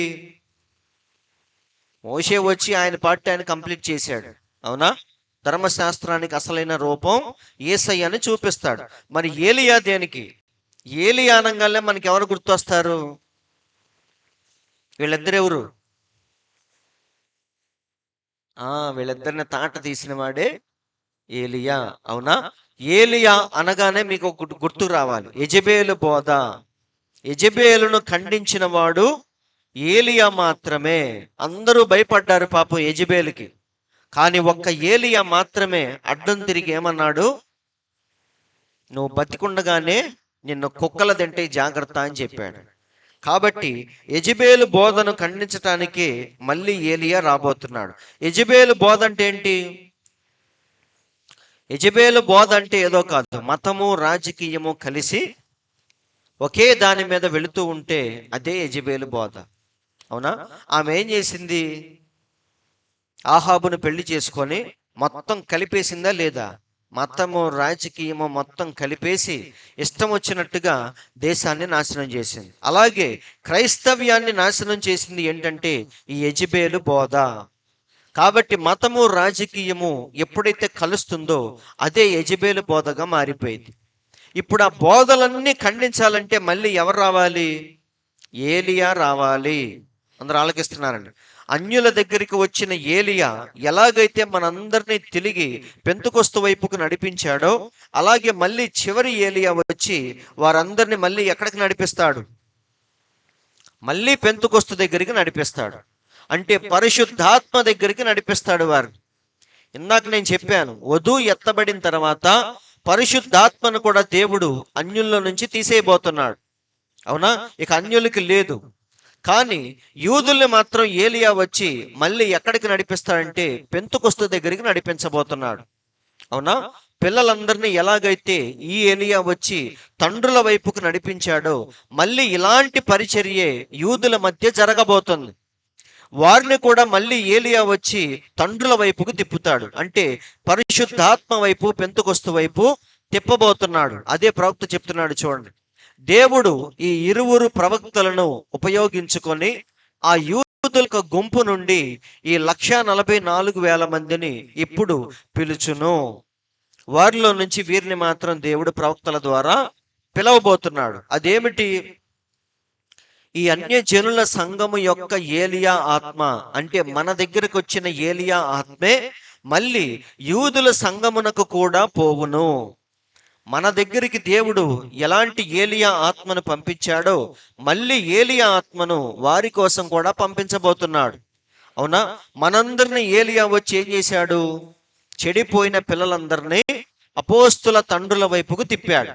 పరిశుద్ధాత్మ వైపు, పెంతెకొస్తు వైపు తిప్పాడు. అలాగే మళ్ళీ చివరి కాలంలో వచ్చే ఏలియా కూడా వారందరినీ పెంతెకొస్తు వైపుకు తిప్పబోతున్నాడు. తనతో కూడా మోషేను కూడా పిలుచుకొనును. మీరు దాన్ని చూస్తున్నారా? మెస్సయ్యాను నిరాకరించిన వారికి అదే పెంతెకొస్తు వర్తమానమును అతడు ప్రసంగించును.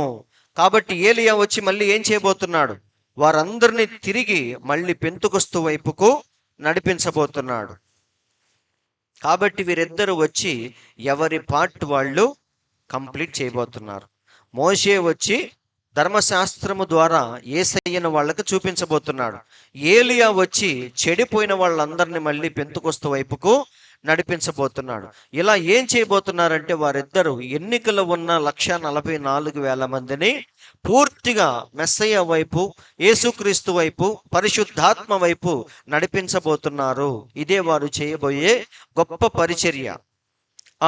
అంతేకాదండి, వారిద్దరికి దేవుడు అన్నిటి మీద అధికారాన్ని ఇస్తాడంట. అంటే ప్రకృతి మీద, అన్నిటి మీద దేవుడు వారికి అధికారాన్ని ఇవ్వబోతున్నాడు. ఎవడైనాను వారికి హాని చేయనుద్దేశించిన ఎడల వారి నోట నుండి అగ్ని బయలు వెడలి వారి శత్రువులను దహించి వేయును గనుక ఎవడైనను వారికి హాని చేయనుద్దేశించిన ఎడల అలాగున వాడు చంపబడవలెను. కాబట్టి వారిద్దరిని అడ్డుకునే శక్తులు ఈ భూమి మీద ఏమీ ఉండవు. అంటే అన్నిటి మీద దేవుడు వారికి అధికారాన్ని ఇవ్వబోతున్నాడు. చూడండి, తాము ప్రవచింపు దినములు, వాళ్ళు ప్రవచించే ఈ యొక్క 1260 దినాలు వారు ప్రవచించేటప్పుడు అన్నిటి మీద దేవుడు వారికి అధికారం ఇవ్వబోతున్నాడు. దినములు వర్షము కురవకుండా ఆకాశమును మోయుటకు వారికి అధికారము కలదు. మరియు వారికి ఇష్టమైనప్పుడెల్లా నీరు రక్తముగా చేయుటకును నానా విధములైన తెగుళ్లతో భూమిని బాధించుటకును వారికి అధికారము కలదు. కాబట్టి ఆ రోజు మోషే ఎలాగైతే ఐగుప్తు దేశములో 10 రకాల తెగుళ్ళు రప్పించాడో, వాటికంటే గొప్ప తెగుళ్ళు రప్పించడానికి దేవుడు వీరిద్దరికి ఫుల్లుగా అధికారాన్ని ఇవ్వబోతున్నాడు. కాబట్టి వీరు భూమి మీదకి వచ్చి వాక్యం చెప్పటం మాత్రమే కాదండి, అనేకమైన అద్భుత కార్యాలు భూమి మీద జరిగించబోతున్నారు. ఇప్పుడు ఇవన్నీ చూసి ఎన్నికలో ఉన్నవారు ఏమవుతారంటే గబగబా యేసుక్రీస్తు దగ్గరకు వచ్చేస్తారు, మెస్సయ్య దగ్గరకు వచ్చేస్తారు, పరిశుద్ధాత్మ దగ్గరికి వారందరూ వచ్చేస్తారు. వారు కంప్లీట్గా మార్చబడతారు. వింటున్నారండి? కాబట్టి ఎప్పుడైతే వీళ్ళు ఇలా ఎన్నికలో ఉన్న వారందరినీ రక్షించుకుంటూ వెళ్ళిపోతున్నారో ఇద్దరు సేవకులు, అప్పుడు క్రీస్తు విరోధి ఏం చేస్తాడు? అరే, అసలు మొత్తం ఉందే నా చేతుల్లో, అవునా? నేను చక్రం ఎటు తిప్పితే అటు తిరుగుతుంది ప్రపంచం. కానీ వీళ్ళిద్దరూ వచ్చి ఏం చేస్తున్నారు? అసలు మొత్తం చెప్పాలంటే ఒక పెద్ద గందరగోళం సృష్టిస్తున్నారు వీళ్ళు, అవునా? చాలా మంది వాళ్ళు చేసే అద్భుతాలు మహత్కార్యాలు చూసి వాళ్ళు వెంట వెళ్ళిపోతున్నారు. కాబట్టి వీరిద్దరిని అర్జెంటుగా ఏదో ఒకటి చేయాలని ఇక వాడు పూర్తిగా విరుచుకు పడతాడు. చూడండి ఇక్కడ, మరియు వారము మధ్యలో, ఎందుకనగా వారు గొప్ప శక్తివంతమైన 144,000 మందిని లేపెదరు, వారు పరిశుద్ధాత్మను పొంది ఉండెదరు. అంటే వారిని ఫైనల్గా ఎక్కడికి తీసుకొచ్చారంటే పరిశుద్ధాత్మ దగ్గరికి నడిపించారు. పరిశుద్ధాత్మ అంటే ఏంటి? యేసుక్రీస్తు యొక్క ఆత్మే కదా, ఆయనే కదా మళ్ళీ ఆదరణకర్తగా వచ్చింది. కాబట్టి వారు పరిశుద్ధాత్మను ఎప్పుడైతే పొందుతారో, వారందరూ ఎప్పుడైతే ఈ ఇద్దరు ప్రవక్తలకి ఆకర్షితులవుతారో అప్పుడు వెంటనే వాడికి కోపం వచ్చింది.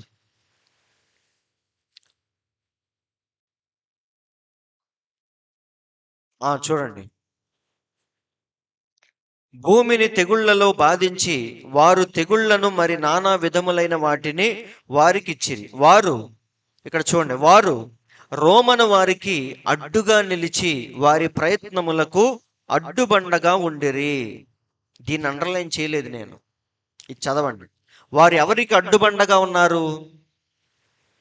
ఎందుకంటే మొత్తం వాడి చేతిలోకే వెళ్ళిపోయింది ఫైనల్గా. ఇప్పుడు వీళ్ళిద్దరూ చేంజ్ చేస్తున్నారంటే వాడి ప్రయత్నాలన్నిటినీ భంగపరుస్తున్నారు, అవునా? వాడు ఒకటి చెప్తే వీళ్ళు వచ్చి ఇంకోటి చేస్తున్నారు. సో వీడి యొక్క సిస్టమ్ అంతా ఖరాబు చేస్తున్నారు. కాబట్టి వాడికి ఎక్కడ లేని కోపం వచ్చిందంట. వారు రోమన్ వారికి అడ్డుగా నిలిచి వారి ప్రయత్నములకు అడ్డుబండగా ఉండిరి. అయితే చివరకు వారు చంపబడెదరు. ఇక వాడు చూస్తా ఊరుకోడు కదా, ఎందుకంటే గవర్నమెంటే వాడి చేతిలో ఉంది. అందరూ వింటున్నారా? ఒక మినిస్టర్ గారి కోపం వచ్చిందనుకో, ఆ ఇంటినే చంపించేయగలడు, అవునా కాదా? ఎందుకంటే గవర్నమెంట్ ఆయన చేతిలో ఉంటుంది. వింటున్నారండి? కాబట్టి మరి క్రీస్తు విరోధికి కోపం వచ్చినప్పుడు వాడు ఊరుకుంటాడా? ఖచ్చితంగా ఏదో ఒకటి చేస్తాడు. సో ఇద్దరిని ఏం చేస్తాడంటే చంపించే ప్రయత్నాలు చేస్తాడు. వింటున్నారండి?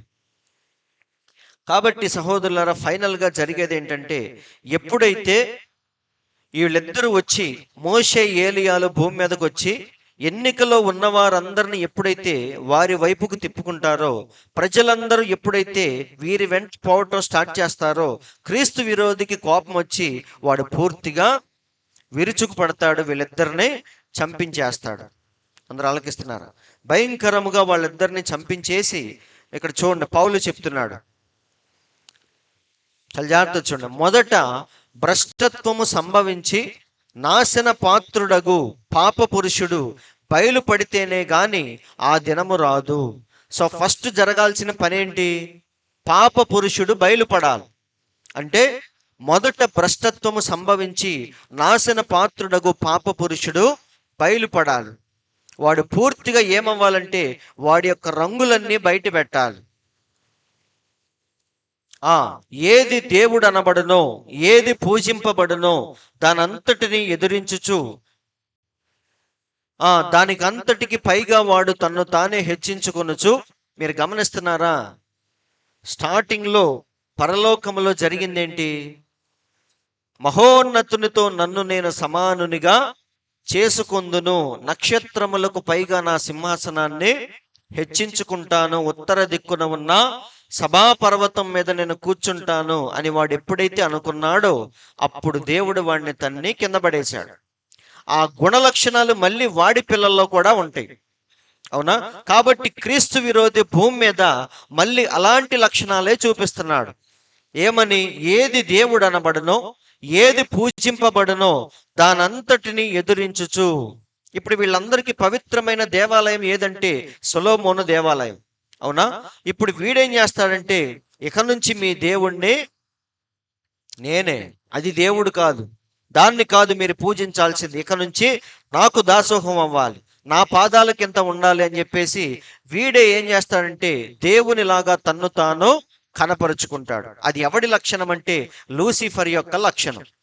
అవునా? చూడండి, దానంతటిని ఎదురించుచు దానికంతటికి పైగా వాడు తన్ను తానే హెచ్చించుకొనుచు తాను దేవుడునని తన్ను కనపరుచుకొనుచు దేవుని ఆలయంలో కూర్చుండును గనుక ఏ విధముగానైనను ఎవడును మిమ్మును మోసపరచనీయకుడి.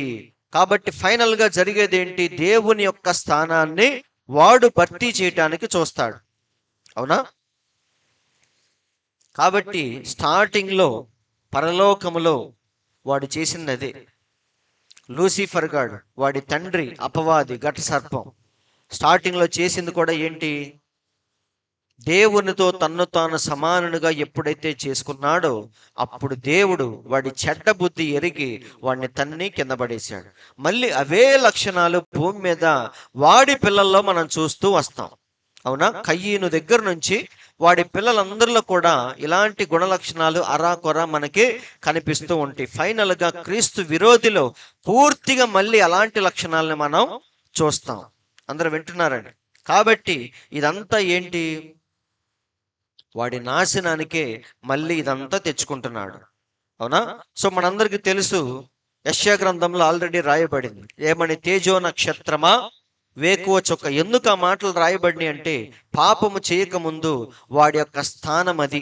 లూసిఫర్ యొక్క స్థానం పరలోకములో చాలా గొప్పది. తేజో నక్షత్రమా, ఎందుకంటే మన దేవుడికి మళ్ళీ తేజో నక్షత్రం అని మన దేవునికి పేరు. అంటే దేవునికి ఉన్న మహిమ ఇంచుమించుగా లూసిఫర్కి అంతే ఉంది. అందుకే వాడు ఏమనుకున్నాడు? ఆయనకి నాకు ఇంకా తేడా ఏముంది అనుకున్నాడు. అందుకే ఆ పేర్లు రాయబడి తేజో నక్షత్రమా, వేకువ చుక్క. అంటే ఏంటి? మన దేవునికి కూడా వేకువ చుక్క అని పేరుందా లేదా? సో అవే పేర్లు మళ్ళీ లూసిఫర్ గాడికి కూడా కలిగి ఉన్నాయి. తేజో నక్షత్రమా, వేకువ చుక్క, నీ వెట్లు ఆకాశము నుండి పడితివి, జనములను పడగొట్టిన నీవు నేల మట్టము వరకు ఎట్లు నరకబడితివి. చూడండి, నేను ఆకాశమునకు ఎక్కిపోయేదను, దేవుని నక్షత్రములకు పైగా నా సింహాసనమును హెచ్చింతును, ఉత్తర దిక్కున ఉన్న సభాపర్వతము మీద కూర్చుందును, మేఘ మండలముల మీదకి ఎక్కిదును, మహోన్నతునితో నన్ను సమానునిగా చేసుకొందును అని నీ మనసులో అనుకొంటివి కదా. సో వాడి నాశనానికి ఆరంభం ఏదంటే ఎప్పుడైతే మనసులో ఇలా గర్వించి దేవునితో సమానుడిగా చేసుకున్నాడో అప్పుడు దేవుడు వాడిని తన్ని కింద పడేశాడు. అవునా? అలాగే ఇక్కడ కూడా ఏం చేయబోతున్నాడంటే ఇక్కడ చూడండి, అతడు 1 వారం వరకు అనేకులకు నిబంధనను స్థిరపరచును. అవునా? అన్ని ఇలా జరుగుతూ ఉన్నప్పుడు 2 సాక్షులు వచ్చి ఎన్నికలో ఉన్నవారిని ఎప్పుడైతే మార్చేస్తూ ఉంటారో అప్పుడు అర్ధవారమునకు బలిని నైవేద్యమును నిలిపివేయును. ఇప్పుడు వీడి హయాంలో యూదులు ఇవన్నీ జరిగిస్తున్నారు. ఏంటి? బలులు, నైవేద్యములు, ఆరాధనలు ఇవన్నీ జరిగిస్తూ ఉన్నారు. 3వ సొలొమోను దేవాలయంలో వీడి యొక్క నాయకత్వంలో, క్రీస్తు విరోధి యొక్క నాయకత్వంలో ఇవన్నీ జరుగుతూ ఉన్నప్పుడు 2 సాక్షులు వచ్చి ఏం చేస్తారంటే వారిని వారి వైపుకు తిప్పుతారు, పరిశుద్ధాత్మ వైపుకు తిప్పుతారు. అప్పుడు వెంటనే క్రీస్తు విరోధి ఏం చేస్తాడంటే అర్ధవారమునకు బలిని నైవేద్యమును నిలిపివేస్తాడు. అంటే అక్కడ జరిగే ఆరాధనలన్నీ ఆపిచ్చేసి ఆ రోజు ఎలాగైతే టైటస్ వచ్చి వారందరినీ నాశనము చేయటానికి ప్రయత్నించాడో మళ్ళీ వీడు కూడా వీళ్ళందరినీ మళ్ళీ నాశనం చేయటానికి ప్రయత్నిస్తాడు. అందరు ఆలకిస్తున్నారా? ఈ ప్రయత్నములో అసలు ముందు వీళ్ళిద్దరి వల్లే ఇదంతా జరిగిందని మోషే, ఏలియాలిద్దరిని చంపించేస్తాడు. సో వాళ్ళిద్దరూ చచ్చిపోతారు. వింటున్నారండి? వాడు పూర్తిగా విరుచుకుపడి ఏం చేయబోతున్నాడు? వారిని చంపేయబోతున్నాడు. చంపేసి వీడెళ్ళి కూర్చుంటాడు. ఎక్కడ? ఇక నుంచి నేనే రాజు, నేనే దేవుణ్ణి, నేను చెప్పినట్టే మీరు వినాలి అని ఎప్పుడైతే పరిశుద్ధ స్థలములోనికి వాడెళ్ళి కూర్చుంటాడో అదే హేయమైనది. బైబిల్లో రాయబడింది.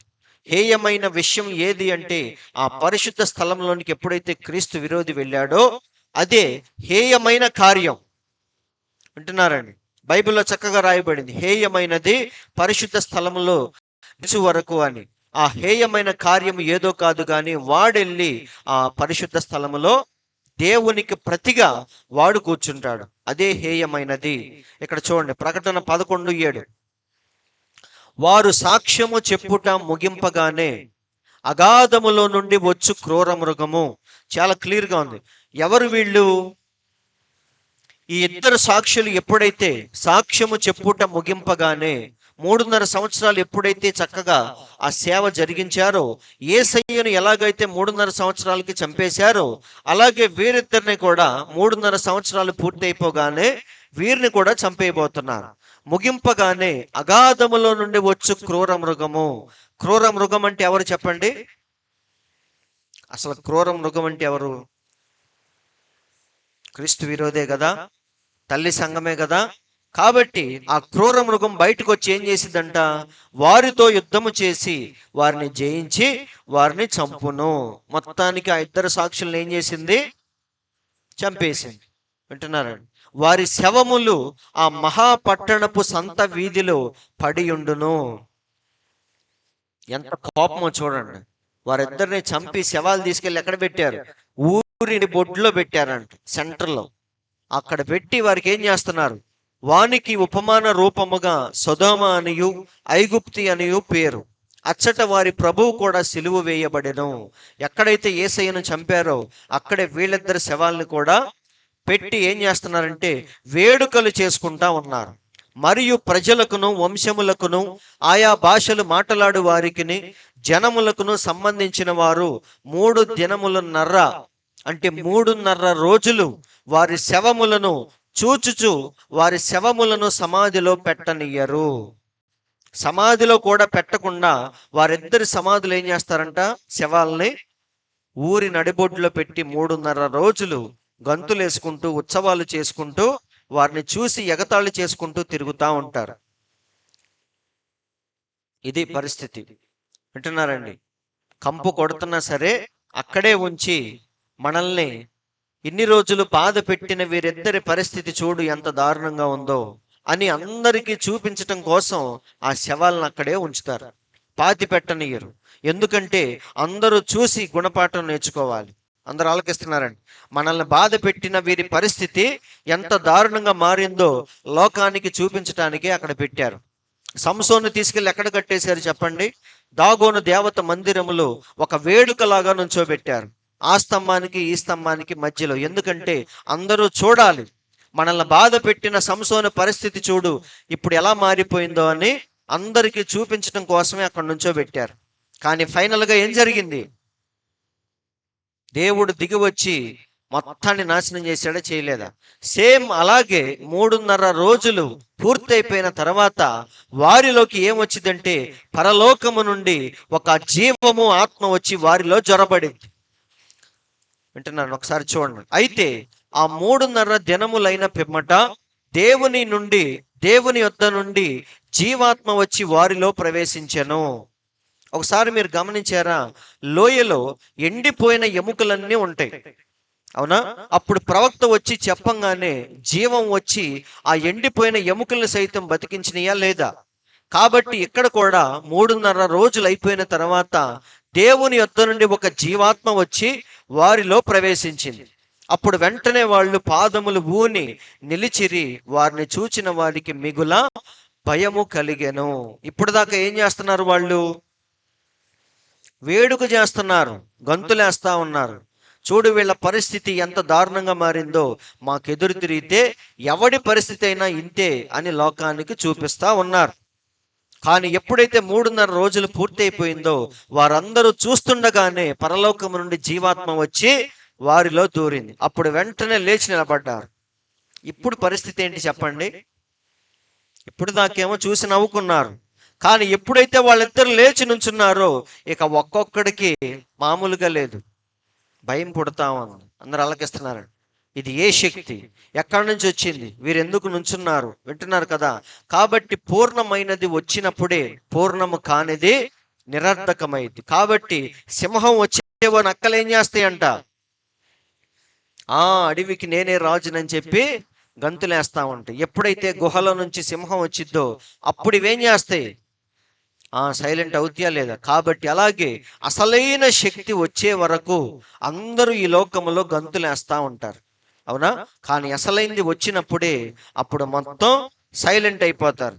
అందరూ ఆలకిస్తున్నారు కదా. కాబట్టి ఎప్పుడైతే జీవాత్మ వచ్చి వారిలో ప్రవేశించిందో వారు వెంటనే పాదములు ఊని నిలిచిరి, వారిని చూచిన వారికి మిగుల భయము కలిగెను.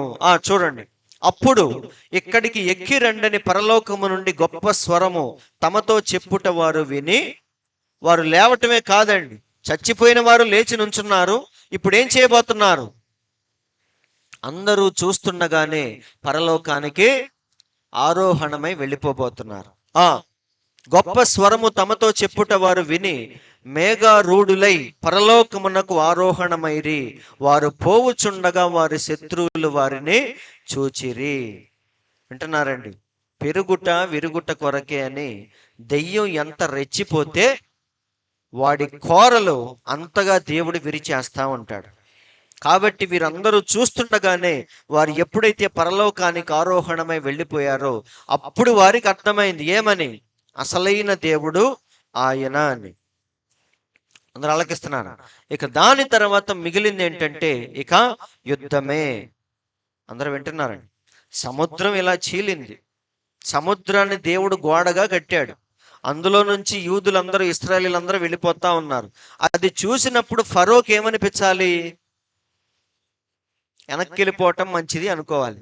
కానీ వాడికి ఇంకా తగ్గలేదు, ఆ లోపల కొవ్వు అనేది ఇంకా తగ్గలేదు. అందుకని ఏం చేస్తున్నాడు, సముద్రంలో పడి వీడు కూడా వెళ్తున్నాడు. అప్పుడు దేవుడు ఏం చేశాడు, ఒక్కసారిగా సముద్రాన్ని అటు నుంచి ఇటు నుంచి, అప్పుడు ఏమైపోయింది, అందుకే వారి రథ చక్రాలు ఎప్పటికీ సముద్రములో సాక్ష్యముగా దేవుడు పెట్టాడు. కాబట్టి దేవుడు ఫైనల్గా ఏం చేయబోతున్నాడు, ఈ క్రీస్తు విరోధికి ఇంకా తగ్గలేదు. అందుకని దేవుడు హార్మగిద్దోను యుద్ధముతో వాడి యొక్క ఆగడాలని పూర్తిగా నాశనము చేయబోతున్నాడు. అందరూ ఆలకిస్తున్నారండి. కాబట్టి క్రీస్తు విరోధి యొక్క చరిత్ర ఆ రోజుతో ముగిసిపోతుంది. ఇప్పుడు మీకు ఒక విషయం అర్థం అవ్వాలి, ఏంటది, ఇక పూర్తిగా దానియేలు చూసిన ప్రతిమ మీద ఏం పడింది, వచ్చి చేతి సాయము లేకుండా వచ్చిన ఒక రాయి పాదాల మీద పడింది. అప్పుడు విగ్రహం ఏమైపోయింది, పూర్తిగా నాశనం అయిపోయింది. అలా ప్రపంచం అనేది ఒక ముగింపుకు రాబోతుంది. అందరూ ఆలకిస్తున్నారండి. సో దానియేలు చూసినట్టుగానే ఎగ్జాక్ట్ గా జరుగుతూ ఉంది, అవునా. ఇప్పుడు ఎక్కడున్నాం మనం, ఇనుము మట్టి కలిసిన పాదాల దగ్గర మనం ఉన్నాం. సో రాయి వచ్చి ఎక్కడ పడిద్ది, ఇక్కడే పడిద్ది. అంటే మనం జీవిస్తున్న కాలంలోనే ఈ గొప్ప మార్పులు చేర్పులన్నీ కూడా జరగబోతున్నాయి. సో ఫైనల్ గా మానవ రాజ్యాలన్నీ కూడా కూలిపోయి ఒకే ఒక్క రాజ్యం స్థాపించబడింది, అదే దేవుని యొక్క రాజ్యము. మరియు చేతి సాయము లేకుండా తీయబడిన ఒక రాయి ఇనుము మట్టి కలిసిన ఆ ప్రతిమ యొక్క పాదముల మీద ఎక్కడ పడింది,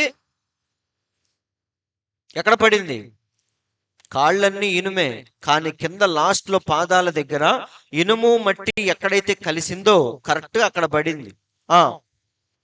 ఆ ప్రతిమ యొక్క పాదములను పడి దాని పాదములను తుత్తునీయులుగా విరగగొట్టునట్లు తమకు కనబడెను. తర్వాత ఆ రాజుల కాలములో, ఇది ఫైనల్ గా జరగబోయేది, ఆ రాజుల కాలములో పరలోకమందున్న దేవుడు ఒక రాజ్యమును స్థాపించును. ఫైనల్ గా ప్రపంచం ఎక్కడికి వచ్చింది, మానవ రాజ్యాలన్నీ కూలిపోయి ఇక దేవుడు స్థాపించే రాజ్యము దగ్గరకు వచ్చింది ప్రపంచం. దానికెన్నటికి నీ నాశనము కలగదు. చాలా గొప్పగా ఉంది. నెబుకద్నెజరు పరిపాలించిన రాజ్యానికి అంతముందా, ఉందా లేదా, ఉంది. ఎందుకంటే తర్వాత ఏమొచ్చింది? బంగారము, తర్వాత చెప్పండి, మీకు బాగా తెలిసింది. ఫస్ట్ బంగారం శిరస్సు, తర్వాత వెండి. అంటే బబులోను యొక్క సామ్రాజ్యానికి ముగింపు వచ్చిందా? వచ్చింది. తర్వాత వీళ్ళు వచ్చారు. మరి ఈ రాజ్యానికి ముగింపు వచ్చిందా? తర్వాత అలెగ్జాండర్ వచ్చాడు, గ్రీకు. మరి వాడి రాజ్యానికి అంతం వచ్చిందా? తర్వాత ఎవరు వచ్చారు? రోమన్లు వచ్చారు. ఇప్పుడు రోమా సామ్రాజ్యానికి దేవుడు హార్మగెద్దోను ద్వారా వాడిని కూడా నాశనము చేసి దేవుడే ఒక రాజ్యాన్ని స్థాపించబోతున్నాడు. ఆ రాజ్యానికి అంతం అనేది లేదు. ఇప్పటిదాకా మనం చూసిన రాజ్యాలన్నీ కూడా అంతరించిపోతూ వచ్చినాయి. కానీ మన దేవుని యొక్క రాజ్యానికి మాత్రం అంతం అనేది లేదు. ఆ రాజ్యము దాన్ని పొందిన వారికి గాక మరి ఎవరికి చెందదు. దాని అర్థం ఏంటి?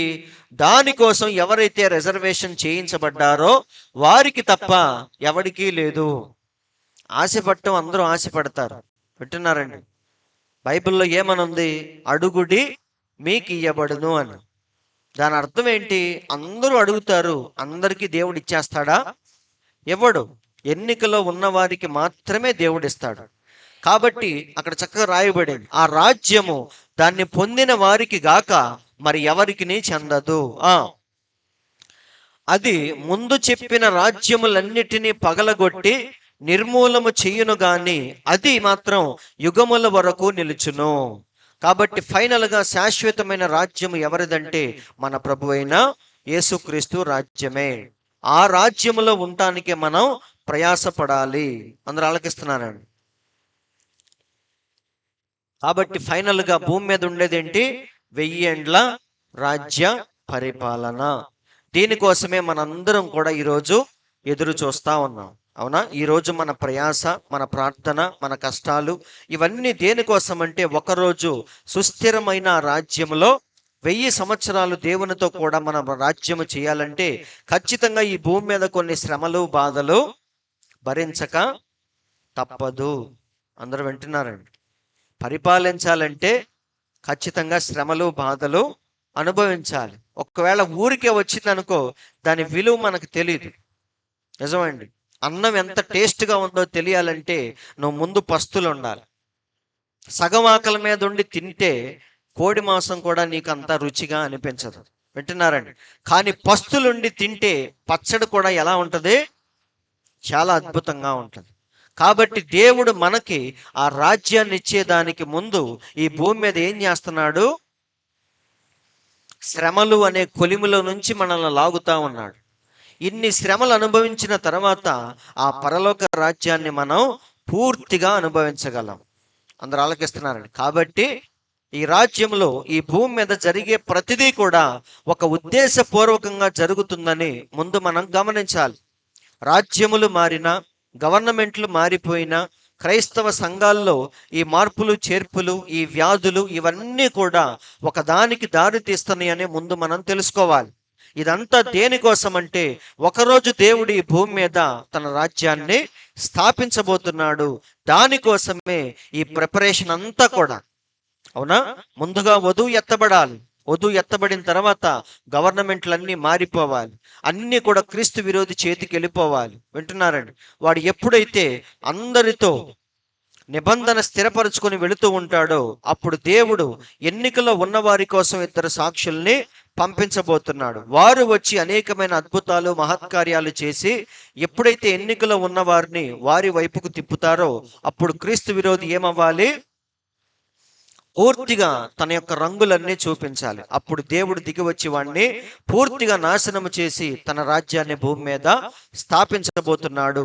ఆ రాజ్యములో వధువని చెప్పుకునే మనము 1,44,000 మంది ఉండబోతున్నాం. అయితే బుద్ధి లేని కన్యకలు మాత్రం ఈ యొక్క 1000 ఏళ్ల రాజ్య పరిపాలనలో వాళ్ళు ఉండరు. వాళ్ళు 2వ పునరుత్థానములో పరలోకాన్ని సొంతం చేసుకుంటారు. కానీ 1000 ఏళ్ల రాజ్య పరిపాలనలో మాత్రం వాళ్ళు ఉండరు.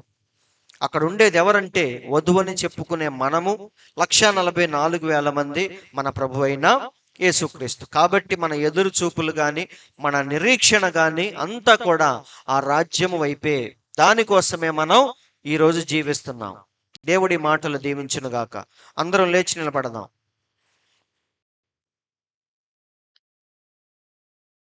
మరి దీంతో మనం దానియేలు యొక్క 70 వారముల్లో మరి అన్ని అంశాలను పూర్తి చేశాం. ఇంకా ఏమైనా కొంచెం మిగిలిపోతే తర్వాత మనం మాట్లాడుకుందాం. మరి ఈ రోజుతో దానియేలు 70 వారాల సబ్జెక్ట్ కూడా సక్సెస్ఫుల్గా మరి దేవుడు కంప్లీట్ చేయడానికి కృప చూపించాడు. మరందరూ లేచి నిలబడి ఉండగా చిన్న ప్రార్థన చేసుకొని ముగించుకుందాం.